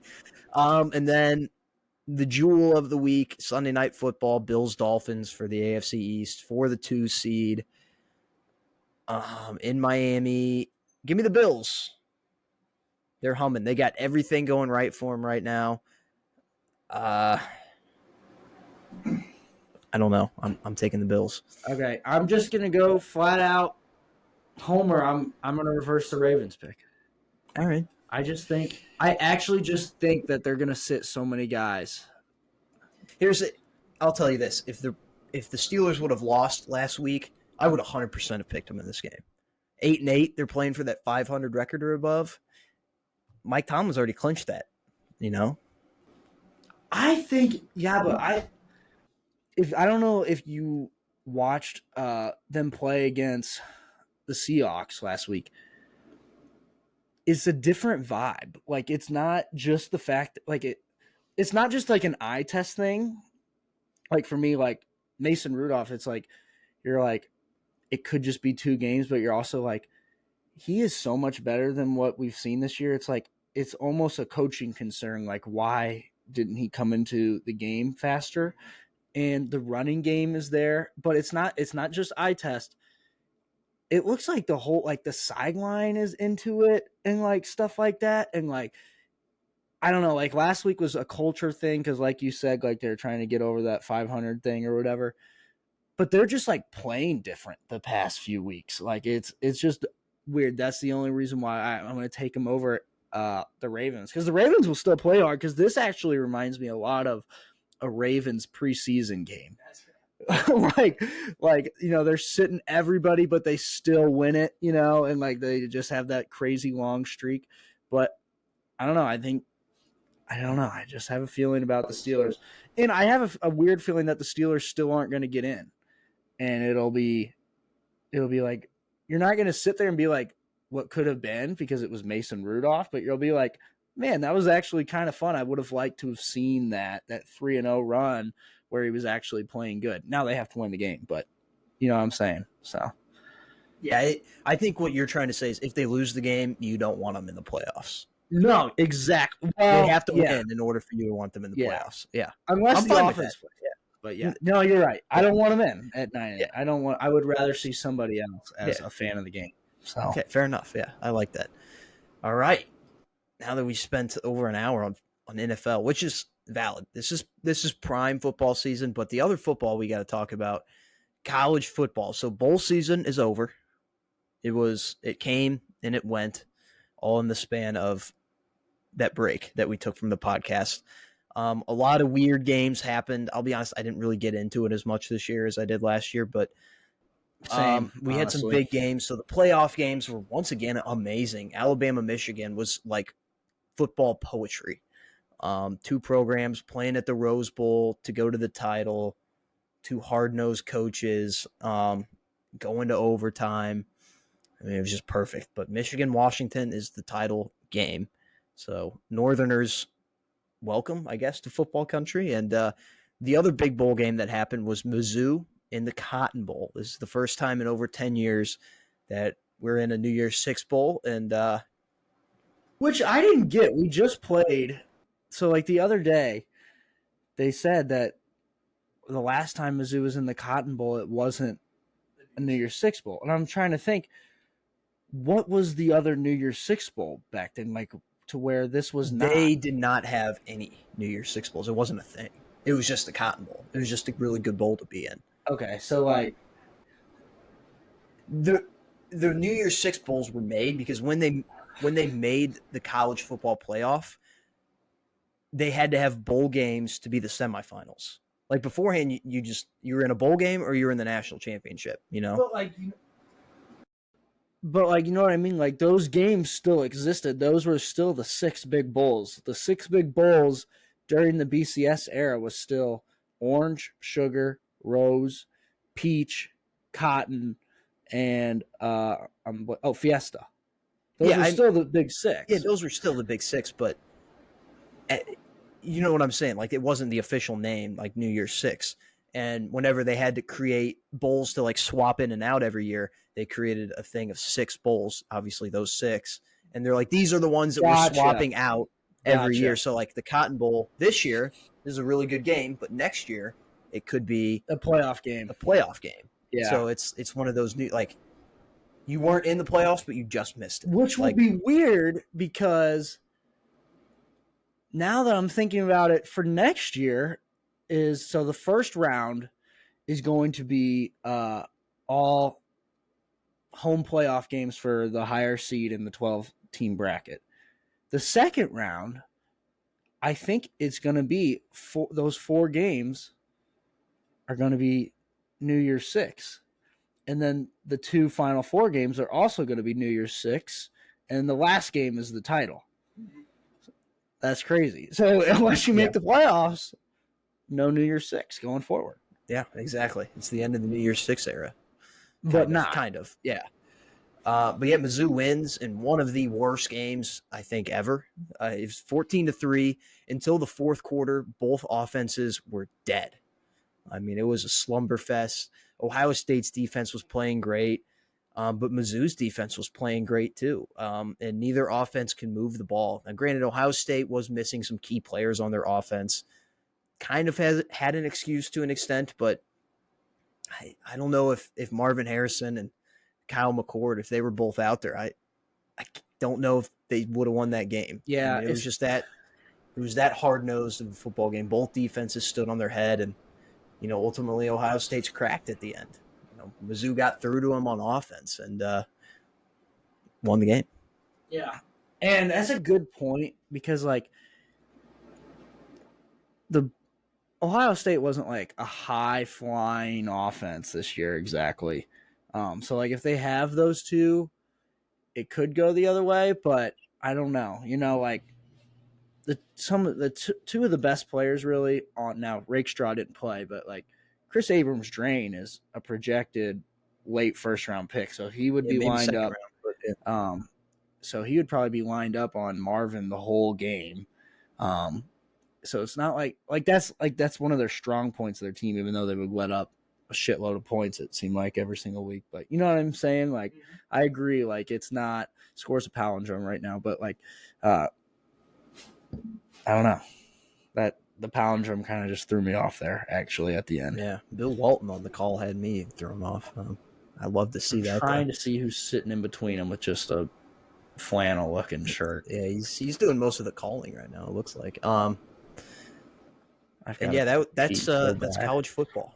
That was outside of, I guess, the Ole Miss Penn State game was okay, but Ole Miss kind of just that game was kind of always in the hand. There's a couple other ones actually that were good. I just saw it. It was like Tom Fornelli's top 10 bowls that I saw. I'd have to pull it up, but I'm not gonna do that. So yeah. I think my favorite part of bowl season is still just the weird bowls and their mascots. Cheez-It Bowl, once again, surprised. The best one, though, was obviously the Pop-Tart Bowl. The Toastery Pop-Tart Bowl. They had the edible mascot that went out the way of the samurai, toasted himself, and then he was eaten by Kansas State. So yeah, he also went on the field in the middle of the game and he slapped a ref's ass. Yeah. And he went up to Roger Sherman, who's like a camera guy, reporter guy, and whispered in his ear that we want to be eaten. Yeah, it's weird. It gets it's weird like a fetish. Year. It's like the Japanese in World War II. Like they wanted to die for their country. Yeah, that's the pop. People didn't understand it, but it's like a form of honor for them. Yeah, almost. A kamikaze Pop-Tart. Yeah, a Pop-Tart is like a kamikaze fighter. Put that on a quote card. Okay. I think a Pop-Tart is like a kamikaze fighter. Yeah. Wow. Yeah, that was bowl season. Yeah. Championship playoffs. Yeah, Michigan, Washington. I don't think anyone really had that going into the year. The Washington game was surprisingly close at the end. Probably shouldn't have been, but I did stay up and watched it like a sicko, even though I was so tired and just wanted to go to bed. I watched the whole thing. Texas almost got bailed out. It I was a think great kind of like game, yeah. a stroke of luck. They had an opportunity to win the game, but they did not get it. Washington, the defensive back on the final play, the 4th and 12 from the 12-yard line. All-time play. Yeah, I mean, that was – we don't give cornerbacks a lot of credit like when they have bad or good plays. It's kind of like an offensive lineman. Like if you do your job, you don't get noticed, but when you mess up, everyone hates on you. That was a fantastic play. That's some praise to the cornerback position. One of the best plays I've seen. He read that like a book. He read Quinn Ewers' eyes all the way, and he didn't try to make a flashy play. He just tried to make the play to win the game, and that's exactly what he made. No interference or anything. Just clean play, and it was beautiful. And Washington is headed to a matchup with Michigan. Yeah, I think the big takeaway is people didn't know how good Penix was. I think they kind of saw that. It was actually funny because right before the game started, I told Jake, I go, this is actually a game where Penix is probably going to throw for 400 yards. And we laughed, and then he threw for 400 yards. Like, it was like, it was just like, Texas isn't exactly known for like great secondary. They have so many good receivers, and Penix is so good. I was just like, he's probably going to throw for 400. I wasn't sure how, and it was, I mean, if they would have just ran their same offense, the whole time instead of trying to just bleed it out at the end, he probably could have had 500. I mean, it was crazy. So yeah, but Washington, the thing about them, they have great receivers. Their receivers are underrated. I feel like they're always open, and they're just running up the field. And it's going to be a tough matchup for Michigan. I did see a stat: if Michigan wins the title, it would be the 3rd straight year that a coach born on December the 23rd wins a national title. Kind of cool. Kind of weird. Yeah, it's something suspicious going on there. But, man, Michigan, Washington, what a fun game. What a fun game. Okay, for but America. wait a second. That's just Kirby Smart. That just means that Kirby Smart and Jim Harbaugh have the same birthday. You didn't have to say it like that. When I presented okay, it, we're going to cut that out. I thought about that for a second. I'm like, wait a second. Okay. No, we're going to cut that out. Forget that Kirby Smart did win back-to-back years. Just forget you heard that. Yeah, I did pick Washington to win the game, although I did pick Alabama also. I don't know. I think this might be. I don't know, man. I'm going to pick Washington. I am too. Actually, I'm riding on the Pac-12, man. This is the that would be something, wouldn't it? The swan song for the Pac. Literally, the last Pac-12 football game is Monday night, and the legacy really of the Pac-12 is on the line. They've never won a national title in the playoff era. So it's all up to Washington here. Can they do it? I think they will. I don't even know if they've won a title since it's been the Pac-12 because they won it obviously with USC, but I think that was Pac-10. Yeah. Yeah, Washington. I'm glad we're on the same page here. Yeah, I was convinced after I saw what Penix did, and I know, like, don't get me wrong, Michigan, great front seven. Their front seven is going to be. They're going to be humming. They're going to be humming. Same thought. But, nowadays the game is mostly it's a lot like basketball on grass. So, and that's what Washington's going to be looking to play. And also, Luke, I don't know, did you see I saw it like the very next morning, the inverted Michael Penix, like they just made, like they inverted the video, and it's him right-handed, and everybody's like, oh my God. It's beautiful. Even though I think it's beautiful left-handed. I remember when they did that with Tua, and everyone was like, oh my God, look at this. I didn't get the same feeling with Tua. Like watching. This was different. This was different. It was like he threw some of them sidearm, and he threw it like 40 yards downfield sidearm. And I was like, yeah.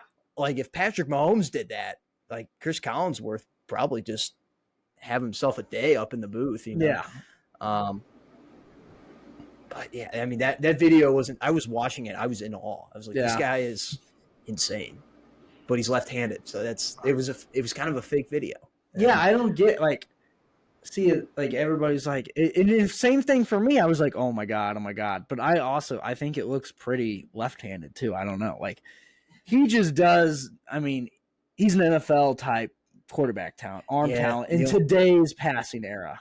You know, the only so problem is he's one, he's left-handed. Two, he's 24 years old, which hey, so is was Joe Burrow pretty much. yeah, I guess that's true. But he's also had a lot of injuries. He has This is like the only year he stayed like healthy the whole well, season. and last year, The whole but season last year. yeah, I'm pretty sure the whole season. But one thing I will also say, and that could be a knock on him, is sometimes you play college football so long that you become really good at just college football, if that makes sense. Bo Nix.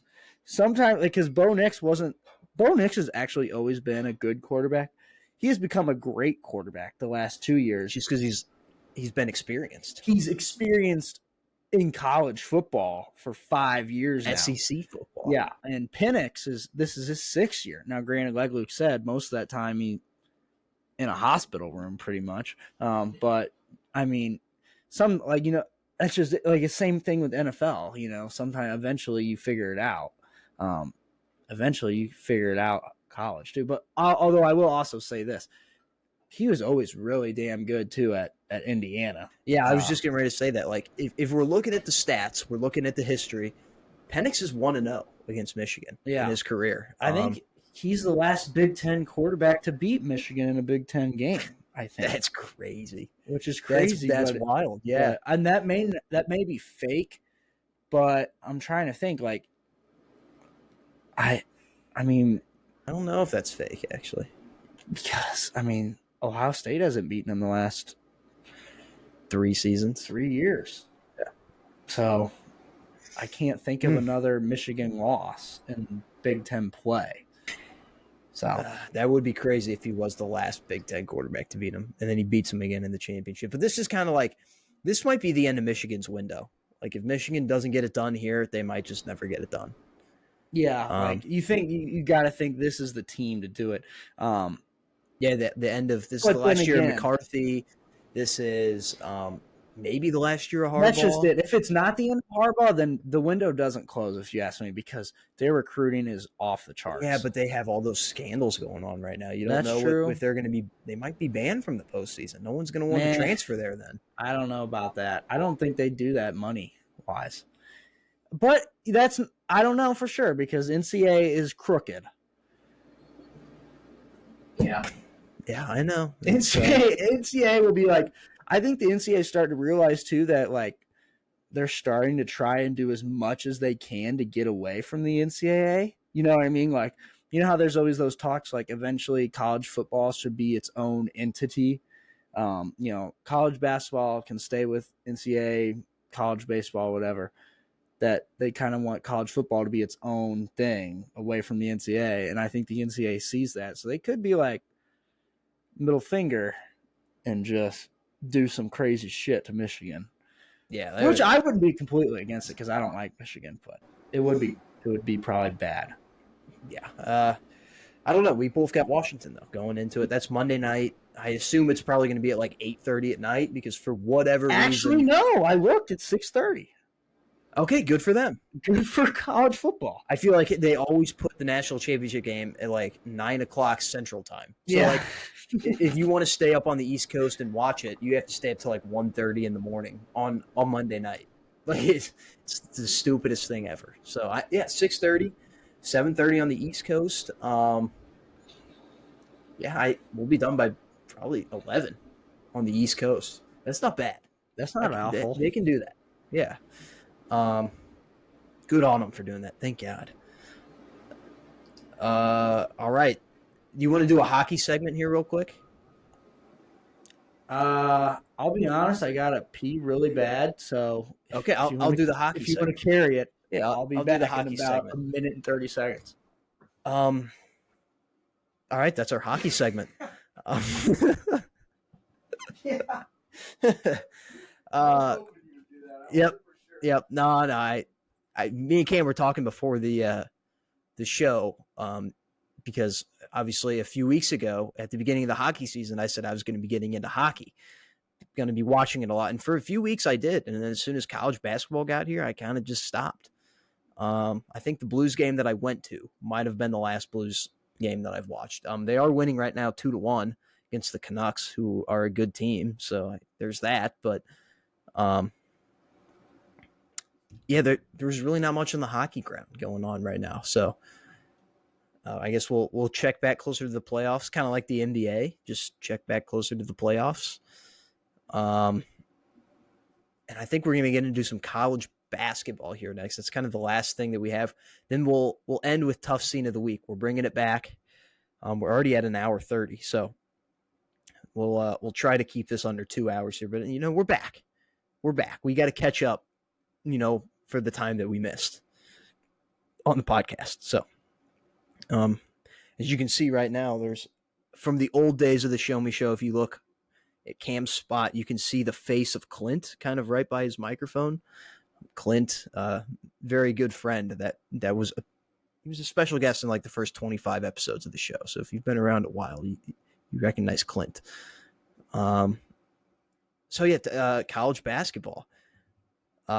Cam, he has on his notes here that he hasn't been very in tune with it outside of Mizzou basketball, and that's a shame because that's one of the worst teams to be in tune with. I feel like right now they're not like terrible, but they are incredibly mid. Like they'll beat okay teams, but when it comes down to the good teams, there's no way they can win. They lost to both Kansas and Illinois, pretty handedly. Okay, but redacted for one of them. We'll get into that later.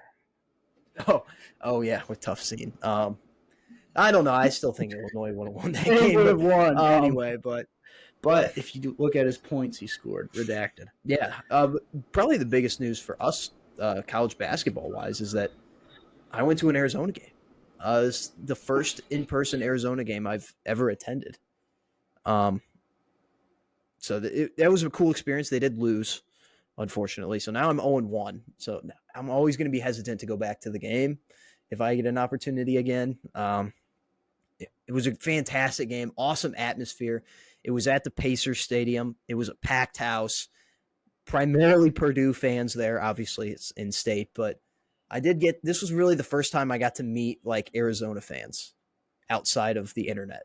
So it was a really cool experience. I've always had positive interactions with Arizona fans. It's a very positive social media group to be a part of. I mean, it's got its fair share of negatives, just like any fan group, but I mean, it definitely carried over to real life Arizona fans too. I mean, everyone was very positive, just supportive of their team to be there. And when we lost, it was, oh well. I got very into the game. It was a 4-hour drive away. I mean, very cool experience. Not bad.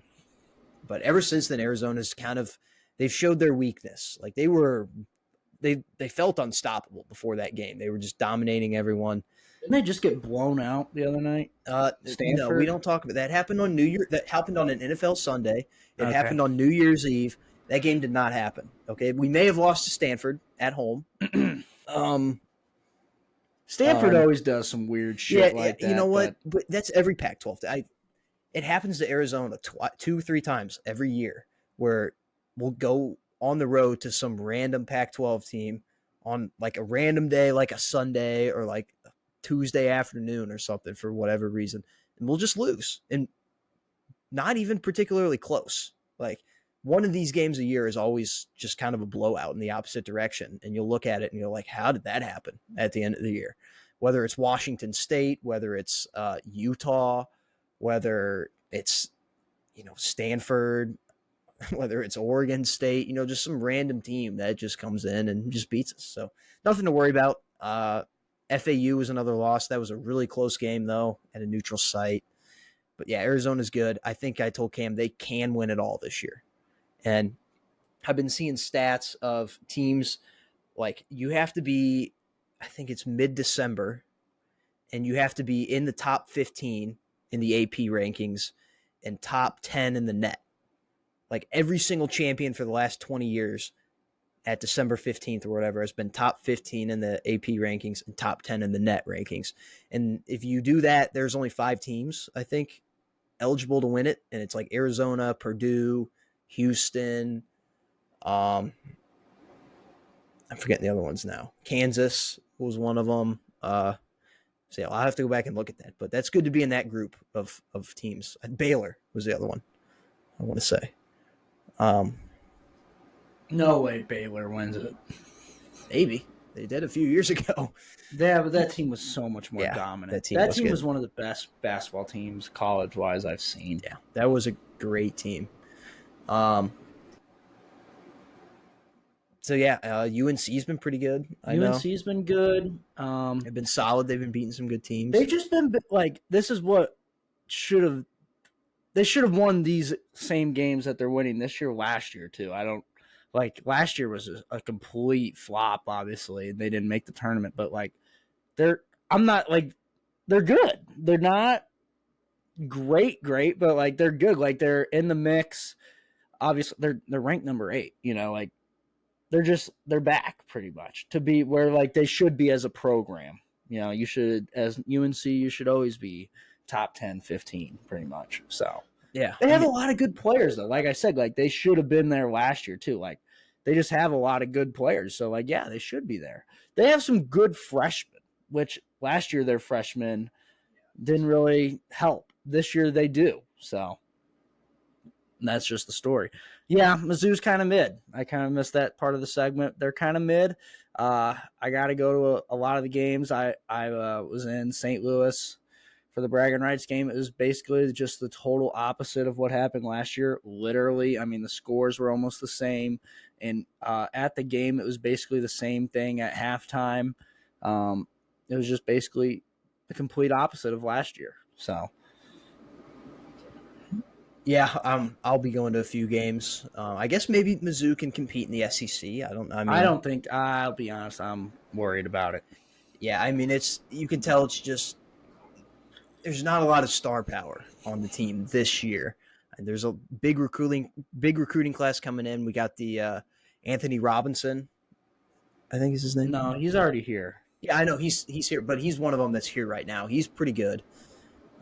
He's one of like the young guys that are stepping up. But other than that, it's like Nick Honor, Noah Carter, and Sean East is a dog. Shout out to Sean East. I mean, he's going out there. He's playing Sean Beast. Yeah, really. Yeah, Sean Beast. He pretty much scores 20 every night.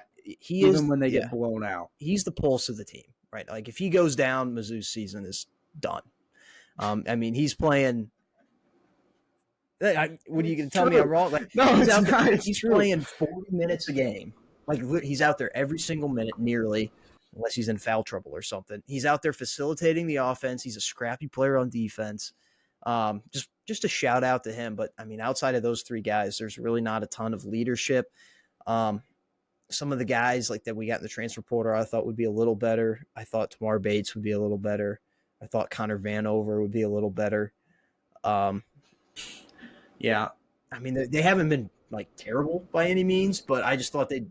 Tamar Bates has been very good their past few games. I mean, he's been their best player the past few games, better than East. So yeah, I think Central Arkansas, he looked pretty good in that game. But not just that game. He was actually pretty good against what's their nuts, Illinois and Seton Hall. Yeah, I didn't watch the Seton Hall game. He was good against Seton Hall too. Who was I going to say? Oh, I'll say that you were talking about. I agree. Anthony Robinson, probably the best looking freshman. I'll say this though, Trent Pierce. I'm glad that he's playing a lot because I think he can be good. The only thing, he takes a lot of threes and they're good open threes. He just hasn't been knocking them down. That's a big story with Mizzou this year. Coach Gates wants Mizzou to take the most threes in the nation. They're pretty damn close, I think. And the one thing is, you actually have to make some. They don't this year, and it's been a very tough scene. Caleb Grill is hurt right now. That's been really tough.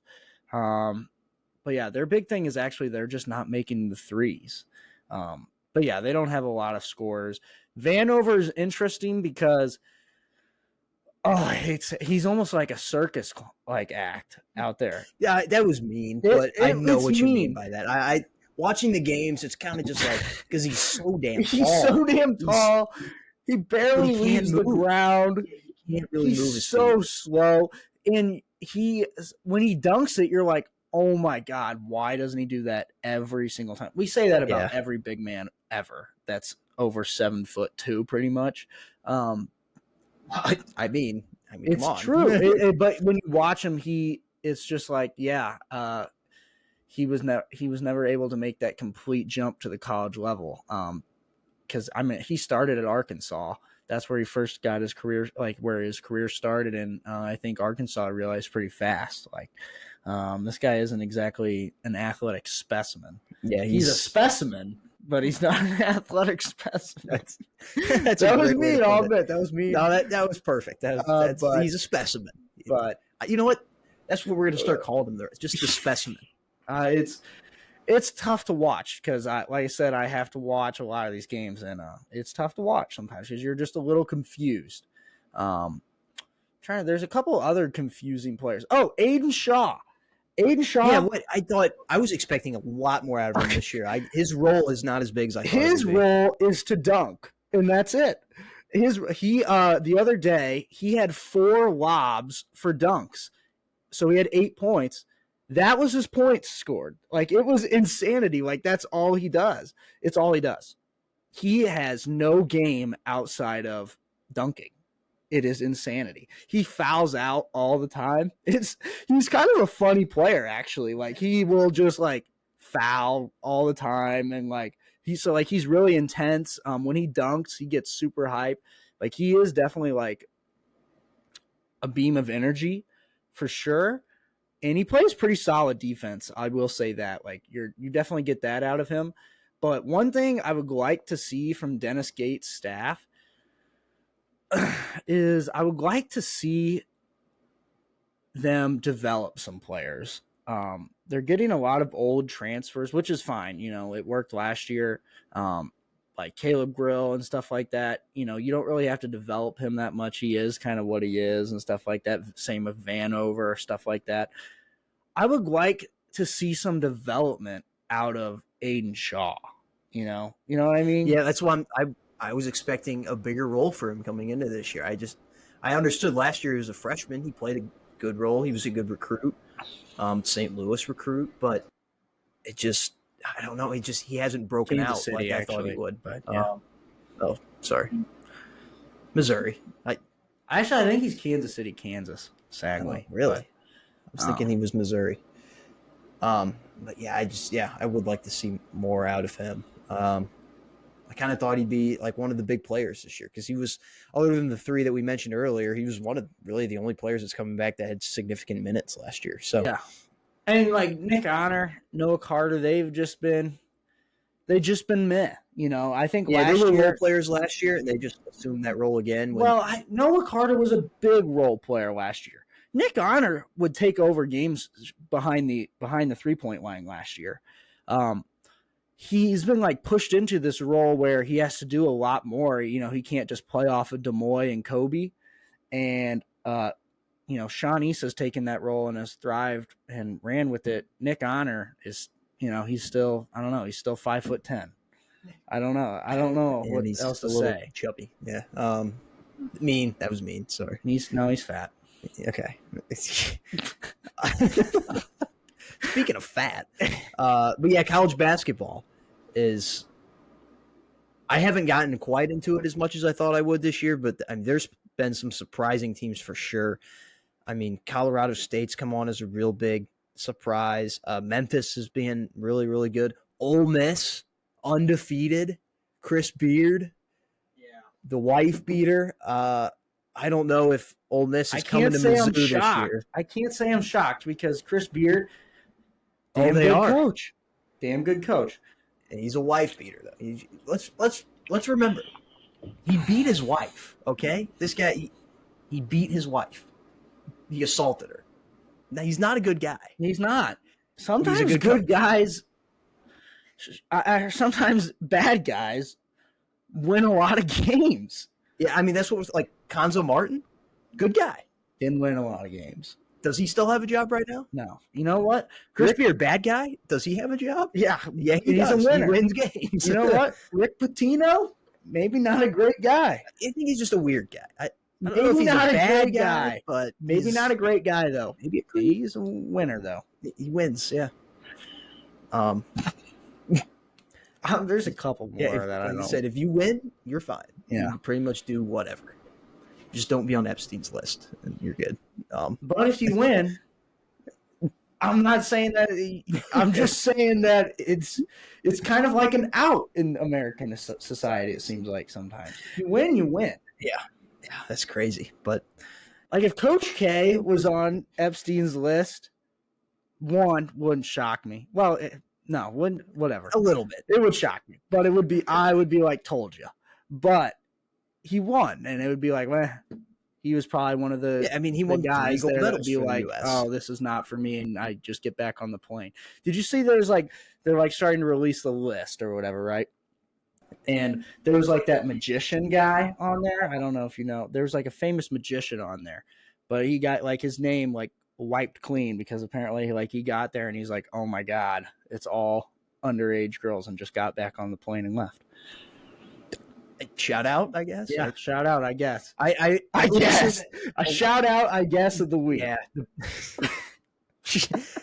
On the plane, but didn't do anything. That's going to be the excuse because these are like flight logs. These aren't business logs. These are just flight logs. Like they took the trip to the island. So a lot of these people that are on this list are just going to be like, well, I went there, but I didn't do anything. And that's just simply not true for the majority of them, I'm going to say. But yeah. I like that. Shout out, I guess. Yeah, shout out, I guess. Kind of like the senior bitch of the week. All right, college basketball. We'll talk more about it as the season develops, conference play starting, but we got to get into the tough scene of the week to end the show here. Cam. Yeah. Return of tough scene of the week. Yeah, I thought we had to just because I kind of wanted a big show for us. I thought, it was kind of like a lightning round. Welcome back. Yeah. We got to do it. Tough scene of the week. We were kind of starting to allude to this, and I was trying to allude to it with redacted. Terrence Shannon. Tough scene. He was accused of sexual assault in Lawrence, Kansas. So when it wasn't like from a basketball game, it was like back in September. Illinois was playing at Kansas. He went as just a fan. And apparently something happened, and he turned himself in. He was bailed out on bail or whatever, and returned back to Illinois. But it was funny because, well, not the situation's not funny, but it was funny in terms of he had just like started dominating. Well, he's been dominating all year, by the way. He just dominated the hell out of Mizzou. And then this happened, and there was a crazy post by Illinois basketball. They tweeted they put out on Instagram. This is a Henry Ruggs situation where they tweeted killer speed. Well, pretty much. They go, I'll send it to you. I'll show it to you. I'll just throw my phone over there. The scariest thing in college basketball. And it's just a picture of Terrence Shannon Jr. There it is. Damn, I remember that, I think. So it was a tough scene. That's crazy. He's probably done. Innocent till proven guilty. Cam? Does he win? Does he win games? He does. We just talked about this. He's a kid, though. It's tough. Does he win games? It's tougher. No, it's not. I think being a kid makes it easier to be forgiven, honestly. I mean, bad guy, but does he win? Yeah. We'll see. It's tough. That's all I'm saying. We always talk about. We've talked about this on the show a couple of times. There's always those bad apples that ruin it for everybody in terms of fake cases on big athletes. Could be something like that. You never know. But you also never want to just say that right away because that could just be totally. That's why it takes so long for some of these cases to come out. Yeah. Which the report happened, I think, right after it happened in September, which makes it a little bit more weary if you're Terrence Shannon, because that means they've been looking into it for a long time. And they've been looking into it like since it happened. Yeah. Like they've known about it. And for then, a while. and then we also have, there's the bad apple cases that we talk about, like, the punt god. Yeah. They jumped on his case immediately and it was all fake. The Bauer thing, he had, Fake. the things happened, sure, but it wasn't a crime what was happening. And then even Ezekiel Elliott a few years ago, they jumped on his case so fast, and it was proven even faster that it was fake. So like, there's those always are some bad things. Like the women movement's great, but there's some women that do ruin it for the other women. Yeah, they do. They're backstabbing each other. And yeah, like the three that we just mentioned, all three of those women, like there's no punishment for them for lying about it, and that's kind of, especially in the Matt Araiza situation. Yeah, because he's not even on a team. Yeah, he got he's released the best punter I've ever seen. Because of that fake case, he's not on the team, and it's just, I don't know. Although shout out to another shout out to the Alabama punter. That guy played a great game. He may have been the best player on Alabama during the Rose Bowl. The tall ass guy. Yeah, he was incredible. He had an average of like 50 something, which is nuts, and he had a long of I think 62. And that was after he got hurt. Yeah, like in the first quarter. Blatant running into the punter, which would have been even though it would have just been the 5-yard penalty, first down would have been the first down. It was 4th down and 3. So yeah, refs have been weird this year. Next tough scene. Ravens boat situation. Now this is on watch, Luke, because they still have 1 week to go, but it has already been reported. I don't know how people find this shit out, but it was found out rather quickly that like Odell Beckham, who obviously plays on the Ravens, has already booked like a yacht, like little getaway. I guess probably I'm assuming during the little bye week that they have while the other playoff games are going on, because it was like said like while all the players are with their families and stuff, Odell has booked like a little yacht thing for the players.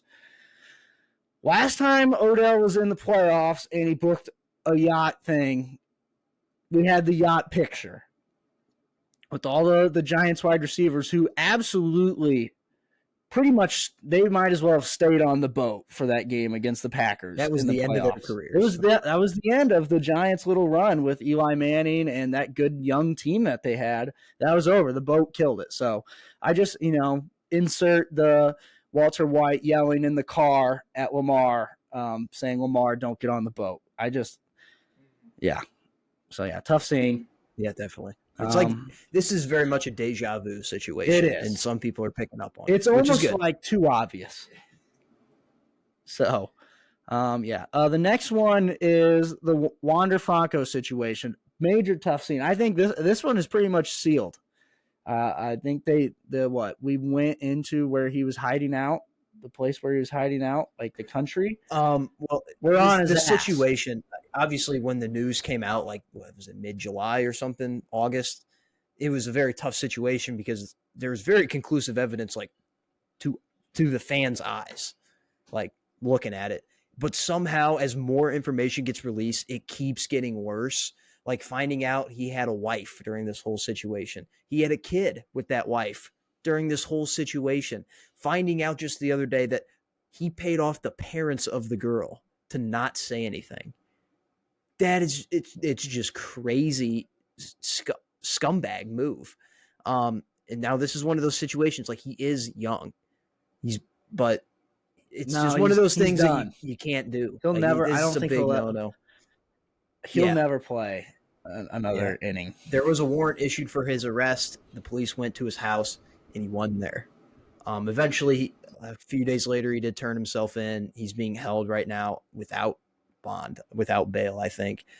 And they seem to have a mountain of evidence against him, which will not only keep his MLB career from panning out, but will also probably keep his life from panning out because he'll be in a cell.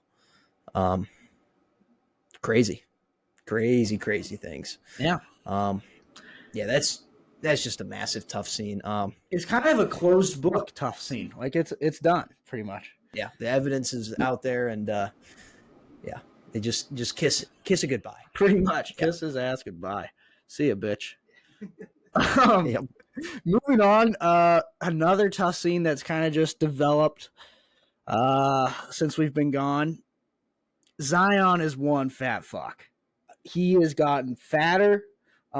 It's getting out of control. The other day, he posted a picture of his new tattoo, and it's all like cattywampus because of how fat he is. I mean, it's like crooked and sideways, and like in the picture, if you pay close enough attention, you could just see his gut, and it's just like a roll, like it's just a ball. Like it's almost like, like when you're a kid and you put the basketball under your shirt to make it look like you're a pregnant woman. It was like one of those kind of deals for Zion. And it's just a tough scene. And a few weeks ago, a report came out that Stephen A, said that, there are chefs in all these restaurants in New Orleans, the Big Easy, that are looking for Zion, to come to their restaurant to, try their food because they know he'll eat the table. And they, it's just been a really tough scene, and he's really fat. And it really came to light the other day. Well, I guess it's been more than the other day. You talking about this Polar Express thing?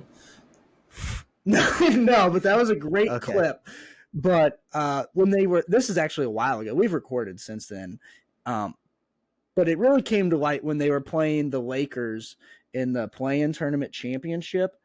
And it literally looked like he had not stopped eating Thanksgiving leftovers for like 2 to 3 weeks. I mean, he was so fat and out of shape. And what's crazy about all this is he is still a stud. He's really good. Is kind of like Babe Ruth back when Babe Ruth played. He was fat and he was just drinking all the time, but for his era, he was still dominant. It's pretty crazy that Zion is still this good, but he is so fat. I need to send him to a city that's like bad cuisine. Where would that be? Probably like Japan? I don't know, like Oklahoma City maybe. All they have there is like steak. Yeah, it's fast food. Oklahoma City. Utah, I think, would be pretty bad food. Yeah. That'd be a good place for him. Just off the top of my head, I'm thinking maybe Minnesota. Yeah. Although I don't know if they have bad food. It's just like it's not like it's not a food town. Exactly. New Orleans is a food town. You need to get them out of a food town. Yeah, maybe Phoenix. Yeah, pretty much Portland, anywhere. But actually, Portland, that actually might be the best situation because he'll just like get on drugs and then he'll lose some of that weight. Yeah, he'll get that weight. Yeah, he'll lose it. That could be a good thing. Yeah. Except they just got DeAndre Ayton, so they don't need a big center. I was thinking maybe New York because it's so expensive, but no, there's so many good food. There's a lot of good foods up there. That wouldn't be good. Yeah, send him somewhere where he just, I don't know, you just can't get super fat. Yeah, I would say maybe Colorado wouldn't be bad either. There's a lot of there's good places to eat, sure, but like I don't know, it seems like everyone there is not fat. Like when you're surrounded by fat people in New Orleans, I feel like you're fine with being fat. In Colorado, it's like, you know what? I think I could be wrong on this. I'm not an NBA divisional expert, but I think Oklahoma City, Portland, Utah, Denver, and Minnesota are all in the same division. And those are the 5 teams we just named off for Zion. He just needs to go to that division. Any team really is good in that one. And it sucks for the Pelicans because you don't really want to trade him because he's been so good actually when he's been playing. But really your only option is to move the franchise if you don't want to trade him because he's so fat. So, yeah. Yeah, and the video that I was talking about, it was Zion it was an AI Zion, but he was Santa. And it was that clip in the Polar Express when the kid gives Santa the jingle bell, except he was giving him a cookie. And Zion was like, "Thank you." He's just massive. Greatest video ever. Maybe I'll put it in, but probably it's a good clip. And then I have one tough scene. This one's good. Since Cam had so many of them, I had one, but it was so big of a tough scene that it was a tough scene to be a judge in Las Vegas yesterday.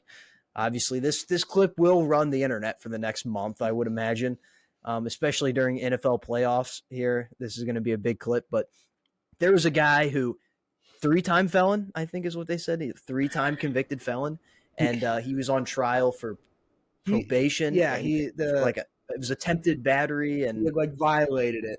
Yeah, it was like attempted battery and maybe sexual assault or something like that. But there was 2 different charges for it, and the judge denied his probation, and he leaped up, caught the bailiff off guard, literally Troy Polamalu style, leaped over like the desk, tackled the judge. Have no idea if he was like punching her on the ground or whatever. But the court clerk and the bailiff went over there, started pulling him off. And as you know, finally they get him off like after 10 seconds or so. And yeah, that people are like, I think she made the right decision. It's such an all-time clip. It like I can't even imagine being his lawyer. I mean, it's like it's just it's. You just I mean, it's already resigned. Over. Yeah, it's already over. Don't get me wrong, but like I mean, there's no coming back from it, and it's just an all-time clip because Luke put it perfect. He just caught everybody off guard. Like it was just the most unexpected thing you've ever seen in your life, and it's honestly a beautiful video. So.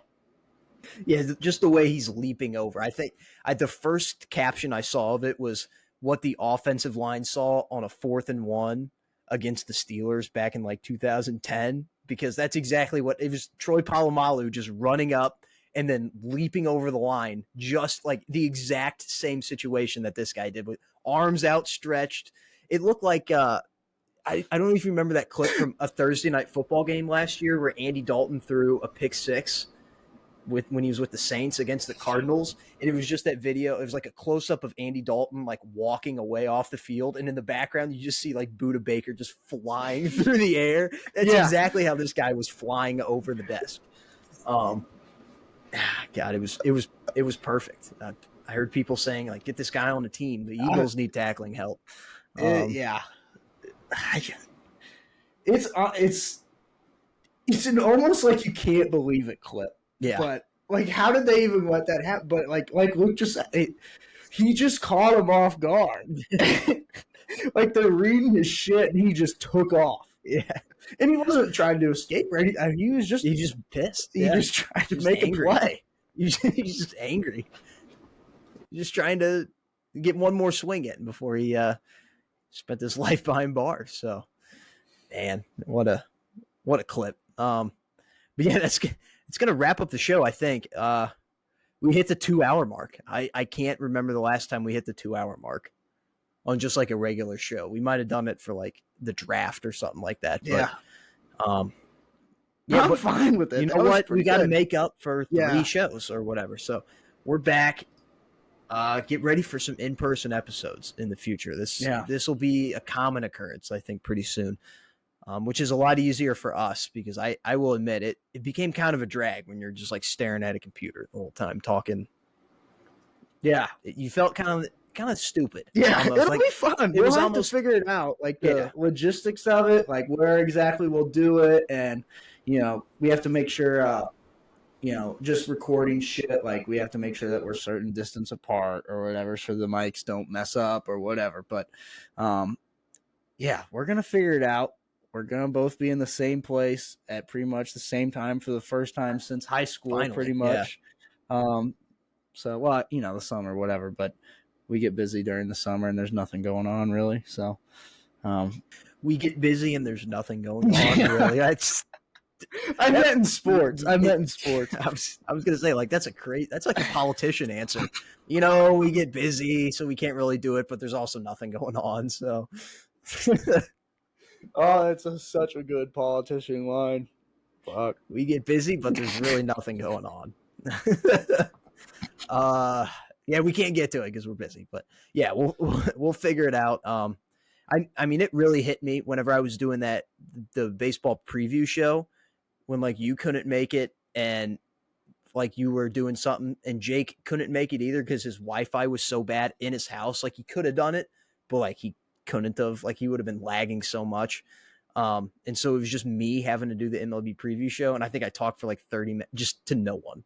And I just felt like the biggest like scumbag in the world for whatever reason. So yeah, but yeah, over 2 hours, we gotta get out of here. So we'll see you guys hopefully next week. But if not, the week after. I would imagine next week. Neither of us are going back to school. And yeah, we got an NFL preview to do. NFL playoff Super preview. wild card weekend. Exactly. Greatest football weekend of the year. Oh, so, it's the best. Yeah, we'll see you then. Thanks for tuning in. if you listen to this all in one session, God bless. yeah, God bless. This is definitely an episode that you break up. I mean, you do the NFL, then you do the college football, and then you do, tough scene of the But week. God Yeah, bless. yeah, yeah. Godspeed. We'll see you next week. Oh, wrong button. Hold on.